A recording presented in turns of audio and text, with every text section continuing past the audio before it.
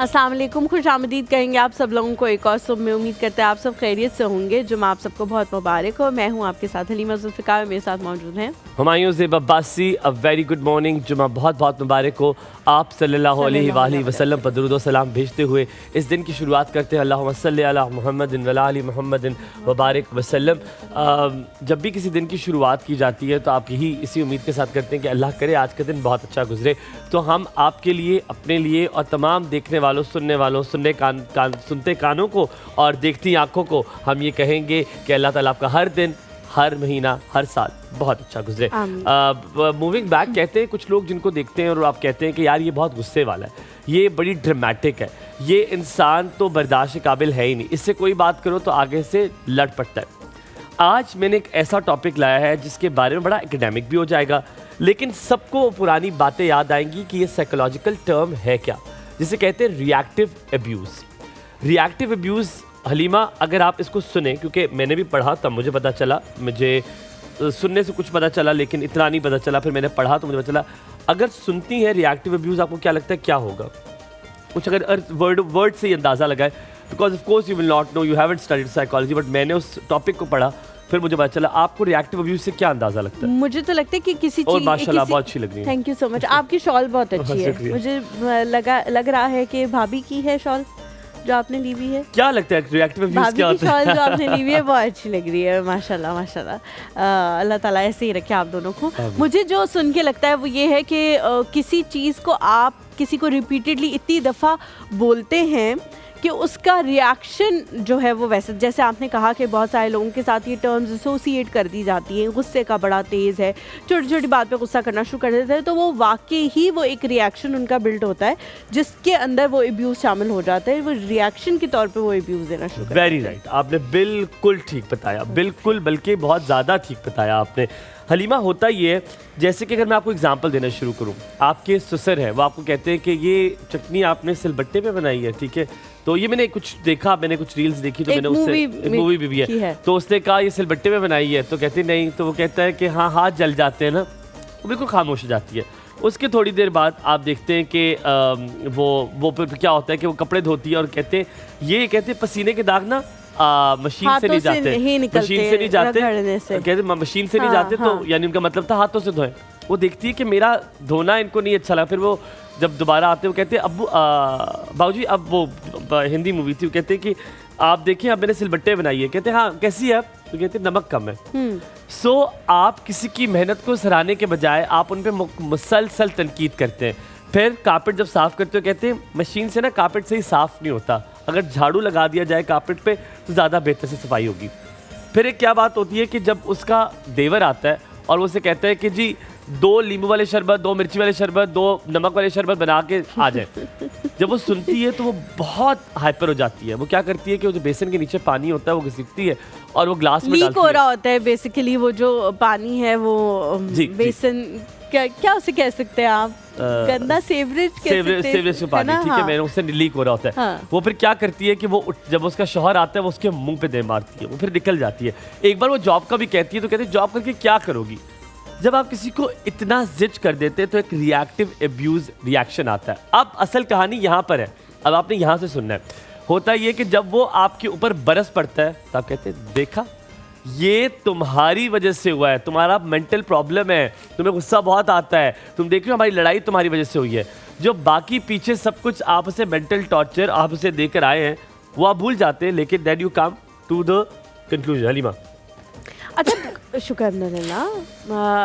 कुछ लोग जो हैं वो ये कहते हैं कि मेंटल प्रॉब्लम है, कुछ लोग कहना शुरू कर देते हैं, उस पर भी आपको गुस्सा आता है, पूछना शुरू कर देते हैं कि क्या बात है, कोई मसला है, ऑफिस में कुछ हुआ है, फलानी जगह कुछ हुआ, तुम्हें गुस्सा क्यों, तुम्हें तो नहीं मतलब कुछ लोग ये भी कहते हैं तुम्हें गुस्सा नहीं आता तो क्यों आ गया तुम्हें गुस्सा, तो भाई आपकी वजह से गुस्सा आया है। बहुत सारे लोग जो है वो उसका जो बैगेज है वो किसी और पर डालना चाह रहे होते हैं, जिम्मेदारी अपनी नहीं लेना चाह रहे होते हैं। वो कहते हैं मैंने तो छोटी सी बात की है, या हमने तो घर में छोटी सी बात हुई है, तुम इतना ज़्यादा हाइपर क्यों हो गए हो या क्यों हो गई हो। तो बेसिकली रीज़न ये होती है कि वो एक चेन बनती आ रही होती है इंसिडेंट्स की, जिसमें आप बर्दाश्त कर रहे होते हैं कि अच्छा अभी माहौल ना ख़राब हो, अभी जो है वो आपस में लड़ाई ना हो जाए, किसी के सामने ना हो जाए, बच्चों के सामने ना हो जाए, कोई और सुन ना ले, वो सारी चीज़ों में आप बहुत बर्दाश्त कर रहे होते हैं। लेकिन फिर वो एक पॉइंट आता है आपका, जब आप ब्रेकिंग पॉइंट आ जाता है, जिसके बाद जो है आप फट पड़ते हैं, तो लोग जो उस फट पड़ने को भी आप ही का कसूर समझते हैं कि शायद तुम्हें कोई और इशू हुआ हुआ है, आज तुम्हें कोई और इशू होगा। इसके 4 रिएक्शंस हैं। अब जब साइकोलॉजी में आप पढ़ते हैं, अब आप देखिएगा कि आप किस में फॉल करते हैं। आपके साथ जब भी कुछ इमोशनली बुरा हो रहा होता है, मेंटली बुरा हो रहा होता है, फिजिकली बुरा होता है, आप या तो फाइट करते हैं, या फ्लाइट करते हैं, या फ्रीज होते हैं, या फोन करते हैं। आइए चारों को समझते हैं कि हम वो करते क्या हैं। अगर सबसे पहले फाइट, तो आपको समझ आता है कि आपको किसी ने कुछ कहा, आपने फौरन से टक करके उसको मार दिया, ये आपका फाइट रिएक्शन है। अब फ्लाइट क्या होता है कि जैसे ही आपको किसी ने कुछ कहा, आपकी सास ने कुछ कहा, आप क्या करते हैं, किचन में चले जाते हैं, आप अवॉइड करते हैं सिचुएशन को, उस सिचुएशन से बाहर निकल आप कहते हैं अम्मी घर से हो आती हूँ, हाँ। ठीक है, आप अम्मी के घर से तो बेचारियां कम ही कहती होंगी कि हो आती हूँ। आप कुछ ना किसी चीज में अपने आप को बिजी कर लेते हो कि मुझे ये जो आवाज है ये ना, तो शोर से लड़ाई होती है तो आप फ्लाइट करते ज्यादातर शुरू में, कि आप कहते हैं कि मैं अम्मी के घर जा रही हूँ। आप किसको कह रहे हो आप ये? मेरी नहीं जाती अल्हम्दुलिल्लाह। अच्छा, माइन इज वेरी नाइस अल्हम्दुलिल्लाह। अच्छा, अब फिर आप लड़ाई करके देखो, अल्लाह ना करे मेरी, आपको पता लगे कि जा रही है या नहीं जा रही। हो गया फ्रीज। फ्रीज ये होता है कि आप सुन हो जाते, आप कुछ भी कहते हैं, आपको उससे फर्क पड़ना बंद हो जाता है। आपको लगता है हाँ ठीक है, मैं एडजस्ट कर लूँगी या मैं कर लूँगा, कोई बात नहीं, नौकरी तो चाहिए, करना ही है। चौथा reaction which is very bad, और जो साइकोलॉजी में इसको सबसे ज़्यादा हार्मफुल करार दिया गया, वो क्या है? वो ये है फ़ोन, यानी कि आप दूसरों को प्लीज करने के लिए आप कहते हैं कोई बात नहीं, आप जैसे हो जाए कि जी सर बिल्कुल ठीक है, सर मैं कर लेता हूँ, सर मैं भी ठीक कर लूँगा। आप शोर कहते हैं अच्छा ठीक है ना, मैं कर लेती हूँ ना, अच्छा हो जाएगा ना। सो आप किस में लाइक करते हैं? अच्छा, अब ये सवाल मुझे लगता है कि ये स्टेजेस ऑफ लाइफ है। जो आपने चारों रिएक्शंस बताए ना, इसमें स्टेजेस ऑफ लाइफ है। जब आप बहुत किसी नए रिश्ते में होते हैं, जैसे फॉर सपोज अगर हम शादी के रिश्ते की मिसाल लें, तो आप शुरू में जो है वो सबसे डेंजरस रिएक्शन में होते हैं, बिकॉज आपको वहाँ पे जो है वो एक अपनी जगह बनानी होती है, और आपको होता है कि यार मैं, और बहुत सारे लोग ये कहते हैं, बात सही भी है, कि वो जो 5-6 लोग अफराद उस घर के हैं वो आपके हिसाब से तब्दील नहीं हो सकते, तो आप ही को उनके हिसाब से बहुत एडजस्टमेंट करना पड़ेगा। जेंडर भी डिफरेंट करता है, जैसे कुछ जेंडर से मेल है वो इसको स्टेजेस ऑफ लाइफ में नहीं लेता, वो ज्यादातर एक ही स्टेट में रहता है, कह सकते हैं, यस फाइट वाले में रहता है। लेकिन खवातीन जो है वो शुरू में जो है वो प्लीजिंग वाले स्टेज में चल जाती है कि हम किसी भी तरह से इनको किसी तरह प्लीज कर लेंगे, हमसे खुश हो जाए, और फिर एक टाइम आएगा जब हम सही हो जाएंगे। अलीमा फ्रीज तब आता है जब बहुत टाइम हो चुका होता है शादी का। हाँ, फिर उसके बाद आप नम हो चुके होते हैं, आपकी फीलिंग्स जो है वो नम हो चुकी होती हैं, और आप सोचते हैं कि यार ये जो मैं जो मर्जी कर लूँ उसका कोई फायदा नहीं, और ये जो मर्जी कर ले मेरे साथ उसका कोई फायदा नहीं, क्योंकि उन्होंने भी आपके साथ ना बुरा कर चुके होते हैं कि आप, वो कुछ लोग कहते हैं ना, मिसाल देते हैं कि सोने के भी बन के आ जाओ, तो अब आप दिल से उतर चुके हैं। दिल में उतरना और दिल से उतरना बहुत कम फर्क है। एक थोड़ा सा ब्रेक लेते हैं, ब्रेक के बाद वापस हाजिर होंगे, कहीं मत जाइएगा हमारे साथ में।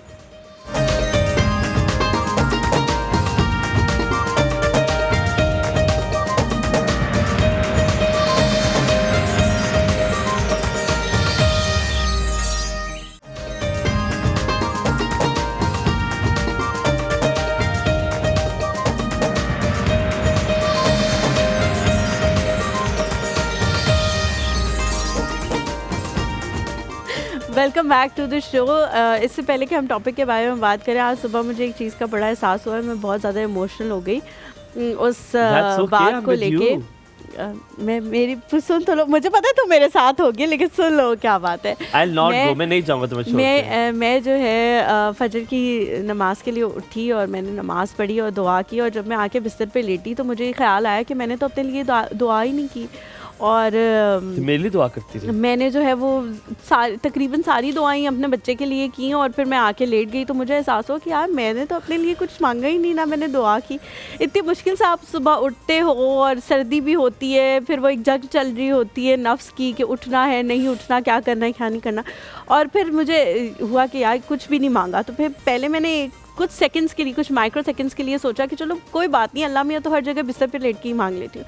लेकिन अगले ही सेकंड मैंने सोचा कि मेरे माँ बाबा उठे हुए होंगे और उन्होंने मेरे लिए मांग लिया होगा, और मैंने कुछ नहीं मांगा और मैंने आंखें बंद की और मैं सो गई। एक एहसास मुझे, है ना, और मैं कहती हूँ कि मुझे बड़ा उस टाइम एहसास हुआ इस बात का कि आपके पेरेंट्स जो हैं जब आपके लिए कुछ भी नहीं कर रहे होते तब भी वो आपके लिए दुआ कर रहे होते हैं, और इस बात का शायद आपको कभी कभी एहसास भी नहीं होता कि वो दुआएं आपके लिए कितनी इंपॉर्टेंट हैं, वो आपको कहाँ पहुँचा रही हैं। और मेरे दिल में एक सुकून आया कि मेरे लिए 2 लोगों ने दुआ की है, तो मुझे शायद अपने लिए दुआ करने की ज़रूरत ही नहीं है, और मुझे पता है वो उठे हुए होंगे, उनकी दुआओं में शायद वो खुद भी ना हो, मैं हूँ उनकी दुआओं में। और बस इस एहसास के बाद मैं सो गई। कितनी अजीब चीज़ है ना ये, है ना, कितना अजीब थॉट है कि आप किसी और के लिए कर रहे हो और आपको यकीन है कोई आपके लिए। बिल्कुल ठीक, बिल्कुल आपने बिल्कुल ठीक कहा, और इससे बहुत सारे लोगों को आपने एहसास दिलाया कि कभी कभी माँ बाप आपको बताते नहीं हैं कि वो आपके लिए दुआ करते हैं।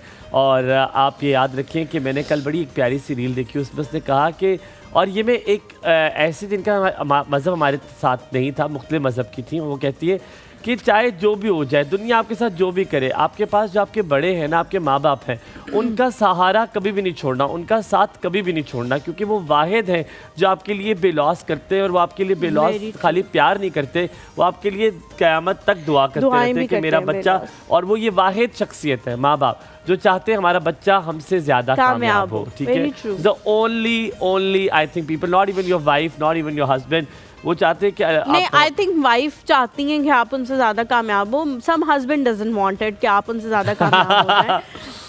This is very true fact। लेकिन ख़वातीन जो है वो हमेशा चाहती है, मैं क्यों नहीं चाहूँगी मेरा मियाँ कामयाब हो, वो कामयाब होगा तभी मैं बड़ी बड़ी गड्डियाँ लूँगी, बैग लूँगी, कपड़े लूँगी, जूते लूँगी। ऑब्वियसली इसकी कमाई पे सबसे ज़्यादा हक किसका है, मेरा, तो मैं तो कामयाब, अगर वो कामयाब है तो मैं कामयाब हूँ। अच्छा, ज़ैनब के पास जाएंगे, और ज़ैनब अस्सलाम वालेकुम। Good morning. गुड मॉर्निंग, आप दोनों बहुत अच्छे लग रहे हैं। Thank you very much. मैं चाहूँगी कि मैं आपकी शॉल भी पहन लूँ और मैं आपकी ड्रेस भी पहन लूँ। जरूर, एनी टाइम। लेकिन ज़ैनब आप बहुत प्यारे लग रहे हो माशाल्लाह। जी मुझे पता है, मुझे पता है, मेरी बेगम की लास्ट बता दिया था, लास्ट वीक बता दिया था। उससे कहा, मेरे कहा बात सुनो, तो मुझे अपनी, अच्छा बड़े मजे की बात है, ये जो शॉल है ये मैंने अपनी बेगम को मैंने तोहफे में गिफ्ट किया, कराची का गिफ्ट, कराची गिफ्ट था। तो मेरे आज सुबह मुझे लगा कि आज तो कपड़े ऐसे पहनने तो अच्छी लगेगी शॉल। मैंने कहा बात सुनो, जो तुम्हारे लिए मैं गिफ्ट लाया था शॉल दोगी? तो मुझे लगा नई शादी हुई है तो बेगम तो बड़ी अच्छी होगी, कहेगी नहीं, मैंने अभी तक एक दफा भी नहीं पहनी, वो अच्छी ही है, इसीलिए आपके साथ चीजें शेयर नहीं करी, वो अच्छी ही है। तो वो क्या, पहले उसने कहा, कहती है अभी तक मैंने एक दफा नहीं पहनी हुई तो मैं नहीं दे रही। मैंने कहा यार कौन देखेगा, कहते आप पता है ना आप क्या रहे हैं। मैंने कहा हाँ कौन देखेगा तुम मुझे पहने हुए, कहते अब टीवी पहनने लगे सब देखेंगे। अच्छा, ये लड़कियों को मसला होता है। आज हम चलते हैं ज़ैनब की तरफ। ये वैसे लड़कियों को इशू होता है कि जो चीज हमने खरीदी है वो हमसे पहले कोई ना पहने, तो वो खामंद हो, बहन हो या कोई और। अच्छा नहीं, लेकिन मैं एक बात बताऊं यहाँ पे कि मेरी जब यूनिवर्सिटी में मेरी बहनें थीं तो बहुत सारे मेरे ऐसे कपड़े पहन लिया करती थी जो मैंने पहले नहीं पहने होते थे, मतलब पहली दफ़ा ही वो पहनती थी। और उसका फल मैं आज तक खा रही हूँ कि जो मेरी बहनें हैं उनके वो अपने कपड़े जब मुझे देती हैं तो उन पर टैग लगे हुए होते हैं, वो टैग मैं ही उतारती हूँ, फिर मैं वो पहनती हूँ। और वो अक्सर मुझे कहती है, मैं मतलब जब वो मुझे दे भी रही होती है पहनने के लिए शो में, तो मैं उन्हें कहती हूँ कि यार ये मत दो, ये तुमने अभी तक नहीं पहना। तो कहती कोई बात नहीं, तुम पहन लो तो क्या इफेक्ट पड़ जाएगा, मैंने अलग लोगों ने थोड़ी देखना है आपको। यार अब मैं मशहूर हो गई हूँ यार, उनको थोड़ी देख रहे हैं, बुरी बात तो सुन ले मेरी। उनको थोड़ी देख से कहा तो बड़ी थोड़ी सी रिलक्टेंट थी, पर उसने खुद कहा, मैंने कहा जो खैर मैं कुछ दूसरी पहन लेता हूँ। कहते नहीं आप पहन के जा, अच्छी मजाक समझा करो आप, मजाक हो रहा था, मजाक हो रहा था, नहीं मैंने कहा दिल पे लिया। अच्छा ज़ैनब, हम आज बात करें रिएक्टिव अब्यूज़ के बारे में। रिएक्टिव अब्यूज़ ये होता है कि आपने जैसे किसी के साथ बहुत ज़्यादा कुछ करते हैं, आप उसे जिच करते हैं, आप उसे इतना तंग करते हैं, इमोशनली ट्रॉमा देते हैं, फिजिकल ट्रॉमा देते हैं, मेंटल ट्रॉमा देते हैं। एक वक्त आता है कि वो उस सारे का रिस्पॉन्स आपको दे मारता है और आप फिर उसे कहते हैं कि आप ये जो कर रहे हैं, ये जो आप कर रही हैं, ये आप अब जो गुस्सा आया आपने कहा ओ देखा तुम्हारा मसला गुस्से वाला, तुमने ये रिश्ता ख़राब किया। और आप कहते हो कि what you have done to me आपने पहले किया, और ज़्यादातर ऑफिस में होता है ये ज़्यादातर। अच्छा, मर्दों के साथ ज़्यादातर ऑफिस में होता है, ख़वातीन के साथ ज़्यादातर घरेलू मामला। ज़ैनब आप, और फिर इसके 4 स्टेजेस मैंने बताए, flight, fight, freeze and fawn. आप यहाँ मौजूद नहीं थी, लेकिन फाइट आपको पता है दोबारा लड़ देना अगर कोई आपको बात कहे। दूसरा फ्लाइट होता है कि आप अवॉइड कर दें। तीसरा होता है फ्रीज कि आप खामोश हो जाएं, जो कि आप होती हैं अक्सर कि आप कुछ भी ना करें और आप सुमन बुकमन उम्युन फॉर्म ला यरजून। और चौथा जो होता है इसका मतलब कुछ और है। आप सुन कान वही ना। अच्छा चलिए और चौथा जो है माजत के साथ वो मैंने इसलिए कहा कि आप सुन नहीं सकते, बोल नहीं सकते, आप जी, वो जी, बन जाते हम हैं। समझ और फिर आपका जो चौथा होता है वो फोन होता है, यानी कि आप प्लीजर बन जाते हैं। आप कहते हैं जी सर मैं कर दूंगी, मतलब मेरी गलती है, मुझे लगता है मैं ही कसूर, मुझे मारो, ये मुझे मारो। चौथे वाला मैं ये काम नहीं करती। शुरू में भी कभी जैनब नहीं किया किसी को प्लीज करने के लिए कि चलो यार ये इतनी चक नहीं। चक कर रही है तो कर ही देती हूँ, चलो ठीक है मेरी गलती। टीज करने के लिए अगला अगर मेरे साथ बुरा कर रहा है तो उसके साथ उस तरह बुरा नहीं करती मैं कभी भी। मेरी नेचर में ये चीज़ नहीं है।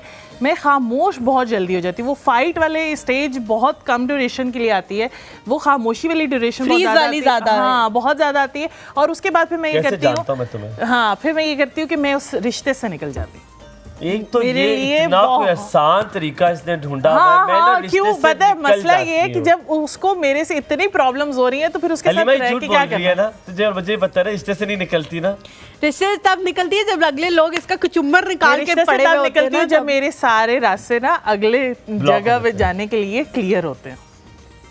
मैं तब निकलती हूँ। बड़ी तो सियाणी। ऐसे थोड़ी चिल्लाको, निकलती हूँ। मासी। तो वो खामोशी का ड्यूरेशन तभी तो ज्यादा हो जाता है बड़ी इसीलिए। चालाक, मुझे तो ऐसी चालाक लड़कियां बड़ा डर लगता है। ऐसी चालाक ये लड़कियों चालाकी से। नहीं है भाई, ये समझदारी है, ये अक्लमंदी है, ये बिल्कुल। अपना फ्यूचर सिक्योर भाई करना मुझे है। अल्लाह इसमें मियां कोई ने एक चालाकी ही की जिंदगी बात दी है और ना। दिमाग भी दिए। हाँ, एक ही दिमाग दिया जो थोड़ा सा कम दिया। अच्छा लेकिन हलीमा, व्हाट इज यू? आप क्या करती हैं ज्यादा सिचुएशन में? कौन सा स्टेज है आपकी? यार Fight, सिचुएशन flight टू और- सिचुएशन डिपेंड करता है कि क्या करती हूँ मैं। मेरे दफ्तर वाले लोगों के साथ मेरी इक्वेशन अलग है। क्या है जो- दफ्तर में? क्या है? फाइट। और ये मैंने पता है किस तरह का है, वो एक गेम है जिस Take गेम care. के Start उसमें होती है शुरुआत है फाइट। Fight. फाइट तो वो फाइट हो Fight, जाती है मेरी। अच्छा, okay. हाँ अपने घर में भी मतलब Fight. मेरे पेरेंट्स के साथ फाइट या फ्लाइट। मैं कहती हूँ करनी है मेरे से फाइट तो ठीक है, नहीं तो मैं अपनी चाबी उठाती हूँ, मैं कहती हूँ ओके अल्लाह fight नहीं हाफिज होती। नासिर हो और जाए। फिर ससुराल में ज्यादातर फ्रीज ही हूँ। वो वाली स्टेज नहीं है, वो फ्लाइट वाली है। उसकी रीजन है, उसकी रीजन है उसको बस, गलत नहीं बस, समझना। बस, उसकी बस। रीजन ये है छोटा कि सा वो break लोग भी लेंगे। मेरे साथ फ्रीज ही हैं, तो वो हमारे दरमियान का जो एक है ना कि मुरव्वत वाला होड़ नहीं रिश्ता, होना। खामोशी वाला, तो वो दोनों साइड से। इट्स नॉट कि मैं मजलूम हूँ और वो जालिम है, नथिंग लाइक दैट। वो एक जो म्यूचुअल अच्छा। रिस्पेक्ट वाला रिश्ता है हाँ, वो that is कायम true. दायम है। तो इसलिए और अगर मुझे ससुराल में कोई इसलिए बात भी क्या आप कहते हैं किसी को बुरी ना लग जाए बात? ऑब्वियसली किसी मेरी को- भी बहुत सारी बातें उनको बुरी लगती होंगी, तो वो भी फ्रीज है, और जब उनकी मुझे बुरी लगती है तो मैं तो भी जब तुम freeze दोनों पिघले ना तब होगा तो फिर मसला हो जाएगा। ज़ैनब क्या पका रहे हो? आज सर जाहिद और सर अतीक की फरमाइश पे हरीसा बन रहा है यहाँ पे। क्या बात है। हरीसा वैसे क्या उनकी बनाना फरमाइश पे हालांकि कितनी चीजें हो रही है दुनिया में, लेकिन अब बहुत ये भी होना ज्यादा शुरू हो गया। मुश्किल काम है होना हरीसा चाहिए। बनाना, और जी, जी। इसके लिए हाफ बड़ी प्रिपरेशन मैंने घर में कर ली थी। जिंदगी तो वो जी रहे हैं ना, हम तो वैसे ही आए हैं, हम तो Every घूमने time फिरने है। आए आज तो छोटे से ब्रेक लेते हैं यहाँ पे, ब्रेक के बाद वापस हाजिर होंगे तो हमारे साथ मौजूद होंगे हमारे मेहमान। कहीं मत जाएगा हमारे साथ में।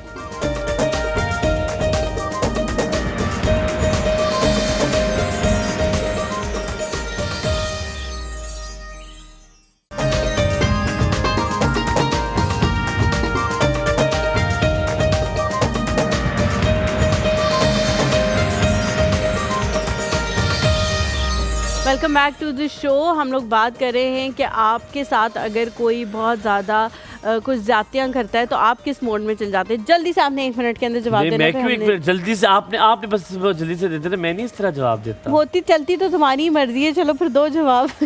चलो अच्छा, मैं I think at my home I am at fight mode, और with in this office you are also on fight mode. Fight यहाँ पे फाइट। और दूसरे ऑफिस में पहले था फाइट, अबे फ्रीज। अब फोन है। जी सर क्या करना है सर, बताएं। मैं 10 बल निकले सर ना मेरे इसके ऊपर से बाहर गुजर जाए, जाके। आप गुजर जाए मेरे ऊपर से, तो वो है। अच्छा, और- हुमायूं की वैसे मैंने एक आदत देखी है, जब भी वो किसी से फाइट मोड में आता है तो इंग्लिश का इस्तेमाल शुरू कर देता है। आपको क्या लगता है सिक्योर ज़्यादा लैंग्वेज है? Really? That is true? हाँ ये ऐसा है, और ये बात मुझे इस तरह से ज़्यादा वो होती है क्योंकि मेरे ख़ानदान में की प्रॉब्लम है, जब कोई फाइट मोड में आता है ना, इंग्लिश शुरू हो जाए तो पता लग जाता है उसके ये वाला मीटर ना अब खराब हो चुका है, बेशक उसकी टोन अभी हाई ना हो रही हो, लेकिन उसका स्टार्ट ही जब इंग्लिश से स्टार्ट होता है, जब 1 से 2-3 लाइनें हो गया शुरू हो गया। हमें पता लग जाता है अब ये तप गया। तो आपका भी यही है कि आपको पता नहीं लगता, आप ऐसे फर फर फर फर इंग्लिश बोलते हैं और उसके बाद फिर बस आपको खुद पता नहीं लगता आप क्या बोल रहे हो। आ जाता है ज़ैनब, इसका तो एक्सेंट भी आ जाता है ना, आईब्रोज, दोनों आईब्रोज ऐसे ऊपर होती हैं, ठीक है, और मैं वो बहुत अजीब बॉडी लैंग्वेज होती है। मेरे से जवाब पूछा था इन्होंने। बस हो गया जवाब खत्म हो गया। आज हम अपने मुझे लगता है इनका जवाब जो है ना इनके पास बहुत अच्छा है, जो वो देना चाह रहे हैं, देने दे थोड़ा सा दे दे। नहीं आई एम डन। तो मुझे पता था कि तुमने बोल दिया है, तीनों जगह तो बता दी। अभी आप सही कह रही हो, बहुत अच्छा जवाब था, मेरा इतना अच्छा बनना था अभी। You have taken it ever, guest बुला ले, आप मैं उनके सामने बता दूंगा। अच्छा चलिए ठीक है, गेस्ट को हम बुलाते हैं जी। आज हम डेंटिस्ट्री के हवाले से बात करेंगे। इनका जिनको आज हमने दावत दी है, 13 साल का इनका एक्सपीरियंस है, पहले भी यहाँ पे आ चुके, डिफरेंट जगहों पे प्राइवेट इंस्टीट्यूशंस में जो है वो इस वक्त ये पढ़ा भी रहे हैं, बच्चों को सिखा रहे हैं डेंटिस्ट्री। और मुझे ये बहुत अच्छी चीज़ लगती है कि वो लोग सिखाएं बच्चों को जिनके पास फर्स्ट हैंड एक्सपीरियंस है, जो प्रैक्टिकली वो चीज़ें रोज़ देख रहे हैं, वो कर रहे हैं। किताबों से तो ऑब्वियसली कोई भी बैठ के सीख सकता है, लेकिन प्रैक्टिकल जो है वो कराना वो बहुत ज़्यादा ज़रूरी हो जाता है। आज हम रूट कैनाल और इस तरह के बहुत सारे जो मसले जो कि बहुत कॉमन हैं उनके हवाले से बात करेंगे, ताकि सब लोग जो है वो उससे कनेक्ट कर सकें, और किसी से अपना कोई सवाल पूछना हो तो वो भी पूछ सके। हमारे साथ जी मौजूद हैं नोमान सलीम। अस्सलाम वालेकुम। आ जाए हम। कैसी हैं आप? ठीक है बिल्कुल ठीक है। आपको लग रहा है हमने वहाँ आना आपके पास। आ जाए आप भी। अस्सलाम वालेकुम डॉक्टर साहब, क्या हाल चाल है? ठीक है बिल्कुल ठीक है अल्हम्दुलिल्लाह। Very good morning to you. कैसे हैं आपने? Good to see you. अल्हम्दुलिल्लाह। Please have a seat. आपने वो कॉर्नर ले कॉर्नर में, ताकि आप जो है वो अच्छे नजर आए। कैसे हैं आप? अल्हम्दुलिल्लाह आपने ठीक है। Very well, thank you very much for asking. Doctor साहब, सबसे पहले हम आपसे पूछेंगे कि आप किस जोन में रहते हैं। एक रिएक्टिव अब्यूज़ के बारे में हम बात कर रहे हैं कि जब कोई इंसान गुस्सा होता है, लोग उसका गुस्सा देख रहे होते हैं, उसका रिएक्शन देख रहे होते हैं, ये नहीं देख रहे होते उसके पीछे क्या हुआ है, क्या क्या आप कर चुके हैं उसके साथ कि उसका रिएक्शन अभी आया है। आपने भी कभी कभी ऐसे रिएक्टिव अब्यूज़ का सामना किया है? पहले तो ये, दूसरा फिर आपसे दूसरा सवाल करेंगे। पहले तो आप ये बताएं, कभी ऐसा हुआ कि फट पड़े और फिर लोगों ने कहा नहीं आप देखा, आप गुस्सा बहुत आता है? अच्छा, वैसे हम डिफरेंट जोन में, मैं बड़ा अर्सा बेर पोजीशन में, थ्रेशोल्ड लेवल मेरा बड़ा हाई है। वो जब वो फटता है ना मैं अक्सर मिसाल भी देता हूँ, तो like I am like a Tom and Jerry, जैसे वो हीटअप हो गया ना, उसका जब ब्रेन रेड होता है फिर आँख में बस्ट फिरता है, तो मैं बहुत अरसा बड़ी देर तक बर्दाश्त करता रहता हूँ चीज़ों को, देन फट पड़ते हैं। हाँ फिर पड़ता है। क्योंकि कितनी अच्छी आपने मिसाल दी है कि वो टॉम एंड जेरी में जिस तरह उसका पहले वो लाल होता है उसका मुंह, और फिर फट जाता है, उसकी यहाँ से स्किन ही फट जाती है और धुआं निकलना शुरू हो जाता है। लेकिन डॉक्टर साहब फिर क्या करते हैं उस सिचुएशन में? अच्छा, मेरे ख्याल हर बंदे का अपना अपना वो पर्सपेक्टिव। मेरा ये है कि लाइक जब आपने फटना है ना, फिर उसके बाद वैसे दिस इज नो पॉइंट कि आप कम बैक, वो वाला सीन नहीं है। अब वापस रिग्रेट करते हैं कि यार गुस्सा क्यों किया, नहीं करना चाहिए? नहीं, मैं बड़ा सोच के करता हूँ गुस्सा। सोच ही करते हैं? प्रॉपर प्रोसेस होता है ये? प्रॉपर प्रोसेस होता है। मेरा तो ये है कि लाइक एक चीज़ एक बंदे ने की और फिर मैंने उसको इग्नोर कर दी, लेट गो कर दिया कि जाने दो, खैर नेक्स्ट टाइम फिर माफ़ कर दी, थर्ड टाइम भी माफ़ कर दी, चौथे टाइम वो एक इकट्ठा होता जा रहा होता है। ये माइंड भी तो अल्लाह ताला की तरफ से एक ऐसी चीज़ है ना कि भूलता तो है नहीं बंदा। डॉक्टर साहब, क्लिनिक और घर में आपका क्या मोड होता है? हमने 4 जोन बताया, एक fight, flight, fawn and then आपका फ्रीज। आप किस वाले में होते हैं, घर में और क्लिनिक में? घर में फॉन में होते हैं जी? नहीं, ये मेरे हाल में डिफरेंट वो है सिचुएशन मेरे हाल ज़्यादातर क्या है घर में आपका? अब क्लिनिक पे like I am the boss, तो वो होता है कि वहाँ पर तो सारी चीज़ I try to manage everything, कि सब बंदे एक साथ। जोन कौन सा जोन चुन रहे हैं? अच्छा, मैं फ्रीज में रहता हूँ ज़्यादा। फ्रीज में रहते हैं, जो हो रहा है होने दो, और देखते रहो कि क्या चल रहा है क्या नहीं चल रहा। और घर में भी घर में टाइम भी तो नक थोड़ा सा होता है, जितना भी होता है उसमें क्या है आप? उसमें ज़्यादा फाइट पे होता है। बस करते हैं डॉक्टर साहब, इतना आप शेर ना बने। हमने भाभी को कॉल कर लेनी। आप शादीशुदा? शादीशुदा। मैं कॉल कर लूंगा, बता नहीं, देंगे। फाइट में किसके साथ होते हैं? बच्चों के साथ? अच्छा, तो नहीं, ऑब्वियसली बंदा नहीं हो सकता ना फाइट में, या फाइट में, लेकिन सेंस कि आपने देखा चीज़, देखी गलत चीज़ ऑन द स्पॉट मना कर दिया, उसको रोक दिया उसको। हाँ ठीक है, क्या कि यहाँ पे ऐसे नहीं करना, बस ठीक है। तो कभी कभी सुनने पड़ जाते, फ्रीज पे जाना पड़ता। ठीक है, ज़्यादातर आप फ्रीज पर होते हैं? हाँ, शरीफ बेगम के साथ फ्रीज में, बच्चों के साथ फाइट में? बस ठीक है, यही पूछता था मैंने आपने आपसे। बताना था अपना पॉइंट। अच्छा मुझे लगता है कि जैसे हलीमा ने भी कहा, ये सिचुएशन टू सिचुएशन बड़ा डिफर करता है। रिएक्टिव अब्यूज़ में ख़ास तौर पे आपने अपने आप को नहीं सोचना, आपके इर्द गिर्द लोग जो हैं जो गुस्सा कर रहे हैं, जिनका रिएक्शन बहुत बुरा है, जिनको आप कहते हैं कि यार इससे तो बात करना भी बड़ा मुश्किल है, याद रखिए उनके साथ ज़िंदगी में कुछ ना कुछ होगा, लेकिन आप ये कहते हैं उनका जस्टिफाइड नहीं है बिहेवियर। अक्सर हम ये कहते हैं यकीनन जस्टिफाइड नहीं है, लेकिन कभी क्या आपने उनसे बैठ के पूछा कि आपको क्या हुआ है, आप ठीक हो? हम आए इसके बारे में बात करते हैं। मैंने पाकिस्तानी कल्चर में आए इसके बारे में बात करने का ना किसी के पास वक्त देखा है, ना कॉन्सेप्ट देखा है। हमने आज तक कभी अपने प्यारों से, अपने करीबियों से ये नहीं कहा कि आओ बैठे बात करें, तुम परेशान लग रहे हो। कभी अपने दोस्त से ये नहीं पूछा तुम परेशान तो नहीं हो, आओ तुमसे बात कर लेते हैं। हम ये कल्चर डेवलप करने की बहुत ज़्यादा ज़रूरत है। हाँ, अगर दोस्त परेशान हो तुम कहते हैं आओ बात कर ले, लेकिन हमने कभी भी, एक मेरा बड़ा अच्छा दोस्त था और वो न्यूजीलैंड में रहता है, तो मुझे अक्सर जब भी फ़ोन करता है तो मुझसे पहली बात वो ये करता है, कहता है यार तूने बात तो नहीं करनी किसी बारे में। मैंने कहा यार बस कर दिया कर, हमेशा यही तू कहता है। अच्छा, लेकिन हुमायूं देखे, अवेयरनेस जो है ना, इसका म्यार अलग अलग है। हो सकता है आप इतने अवेयर्ड हैं, लेकिन अगला बंदा इतना अवेयर्ड है या नहीं है कि वो बात करना चाह रहा है। वो ये कहना शुरू कर देंगे, टो लेना चाह रहे हैं, वो ये कहना शुरू कर देंगे, मेरे जख्मों का मजाक उड़ाना चाह रहे हैं। वो उसके लिए अवेयरनेस बड़ी जरूरी है, आपकी भी और अगले बंदे रिसेप्टर की का भी है ना, रिसेप्टर किस तरह बात करें। छोटी सी बात करूंगा, फिर आपके पास सवाल लेकर आऊँगा आपकी फील्ड के हवाले से। इमरान अब्बास, आप सब उनको जानते होंगे, I think one of the nicest artist. मैंने मायरा खान से जब मिला तो मुझे वो लगी, लेकिन Imran Abbas is one of those जिसका मैं बहुत बड़ा मद्दाह बन गया। उनका एक बड़े अच्छे दोस्त है जो कि एक एक्टर है, डॉक्टर साहब, और जब वो बीमार हुए तो उन्होंने सबसे पहले उन्हें मैसेज किया कि मुझे अपना अकाउंट नंबर भेज, मैंने तुझे पैसे भेज दिए। somebody with that kind of a friend, मतलब उसने कहा नहीं तू मुझे भेज अपना अकाउंट नंबर। अपने दोस्त को उन्होंने कहा कि मैंने तुझे पैसे भेजने, तेरी कोई पेमेंट आई हुई है, एडवांस देनी है। उसने कहा ये रख, क्योंकि ज़रूरत पड़ जाती है, अगर तुझे लगे ज़्यादा है तो भेज दे, वरना तो अपने पास रख। This kind of behaviour we want in this country, ये हमें बड़ा ज़रूरी है। Your last say on that, फिर आपसे फील्ड के हवाले से बात करते हैं। ऐसे दोस्त हैं ज़िंदगी में जो ऐसा करते हैं, ये नहीं ढूंढ रहे हैं आप? अल्हम्दुलिल्लाह, और फ्रेंड्स हैं, लेकिन वो होते दोस्त जब आप कहते हैं ना बड़े कम होते हैं लोग। मैं तो कैटेगराइज करना शुरू कर दी, पता, सलाम दुआ, अच्छी दुआ सलाम। हाँ, ये हम भी कर रहे हैं। Yes, very true. नहीं, मेरा तो बहुत सालों से ये है कि बहुत अच्छी दुआ सलाम, देन फ्रेंड तो वो होता है कि जो रात को 2 बजे आप किसी को कॉल कर रहे हैं और आपको ये टेंशन ना हो कि आगे से क्या कहेगा, तो आपने कहना मुझे ज़रूरत है, तो बस उसने कहना नहीं, आपको टेंशन होगी अगर स्पीकर में रखें, लेकिन आपको फर्क नहीं पड़ेगा वो क्या कहेगा। ऐसा दो टेंशन तो होती है कि स्पीकर में नहीं रखना है इसको स्पीकर में बंद करके रखें। डॉक्टर साहब, हम दांतों के हवाले सबसे पहले बात करेंगे। सबसे कॉमन सवाल होता है ब्रश करना, कि ब्रश कैसे किया जाए। हर बार आए लोगों ने नई नई टेक्निक्स दी, किसी ने कहा ये करें, किसी ने कहा ये गोल घुमाएं, किसी ने कहा यहाँ से पकड़ें, किसी ने कहा यहाँ से पकड़ें। असल तरीका क्या है सुबह सवेरे दांत साफ करने के? मेरे ख्याल में बेसिक वहीं से शुरू होता है। हाँ, अच्छा, ये हम थोड़ा सा, मैं तो उसके खिलाफ होता हूँ कि सुबह सवेरे अगर आपने रात को ब्रश किया, वहाँ से शुरू होता है काम कि अगर रात को ब्रश करें सोने से पहले, last thing you should do कि आपने ब्रश किया, वो सुबह से ज़्यादा ज़रूरी है। सुबह तो ब्रश को हम काउंट नहीं करते। सुबह तो आपने उठना और ब्रश करने की ज़रूरत ही नहीं आपको। सुबह उठ के आपने कुल्ली करनी है एंड नाश्ता के बाद नाश्ता करें, नाश्ते के बाद ब्रश कर लें। अभी कुछ लोग एविडेंस आना शुरू हुए हैं थोड़े से यार कि आप फ़ौरन नाश्ते के बाद या फ़ौरन खाने के बाद ब्रश ना करें, चूँकि एसिडिटी होती है मुंह में, तो आपके दांत ज़रा से रोड होना शुरू हो जाते हैं। बट स्टिल कुल्ली कर लें, उसके थोड़ी देर बाद ब्रश कर लें। जो तरीका है कि रात को सोने से पहले ब्रश और सुबह उठ के नाश्ता करें, नाश्ते के बाद ब्रश करें।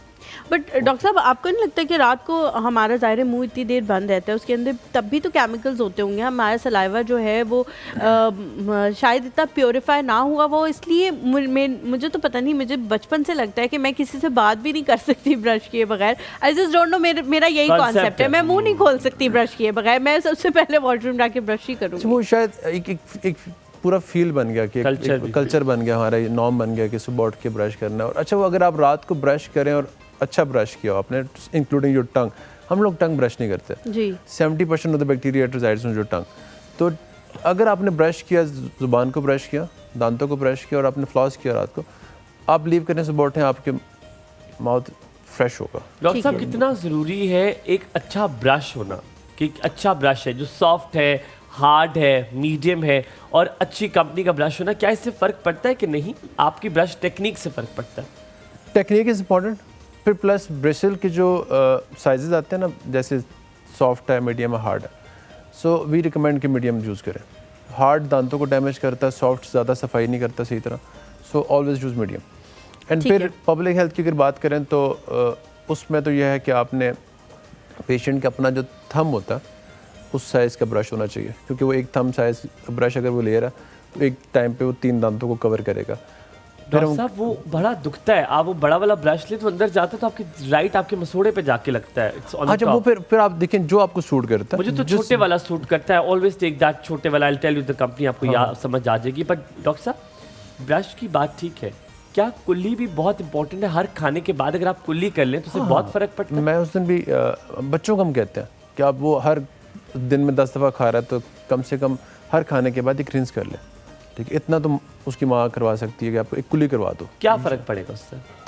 जो बैक्टीरिया लोड है या जो मेन जो कार्बोहाइड्रेट्स का जो चंक है ना, वो आप डिज़ोल्व करके अंदर चला जाएगा, सॉलो कर लोगे, अच्छा ठीक है, कुल्ली के साथ, तो मुंह में से लोड कम हो जाएगा कार्बोहाइड्रेट का। होता है कि कार्ब्स जो है ना वही बैक्टीरिया कंज्यूम करता है। बैक्टीरिया तो है ही है, आप जो मर्जी करें, बैक्टीरिया ने कहीं नहीं जाना मुंह से अंदर से, वो कार्बोहाइड्रेट को। आपने टंग की सफाई का कहा, तो वो भी ब्रश से ही की जा सकती है? जो ब्रश की उल्टी जगह होती है, ब्रश से भी हो सकती है? कोई ब्रश से, डायरेक्टली ब्रश से करें। बिल्कुल ठीक है। हम थोड़ा सा ब्रेक लेते हैं, ब्रेक के बाद वापस हाजिर होंगे। अब हम जरा टेक्निकल सवाल पूछेंगे दांतों के हवाले से। आपके सवाल हैं, आप भी पूछ सकते हैं, लेकिन आपने जाना कहीं नहीं है, रहना है हमारे साथ। देखते रहिए एक और सब, हमारे साथ रहिएगा।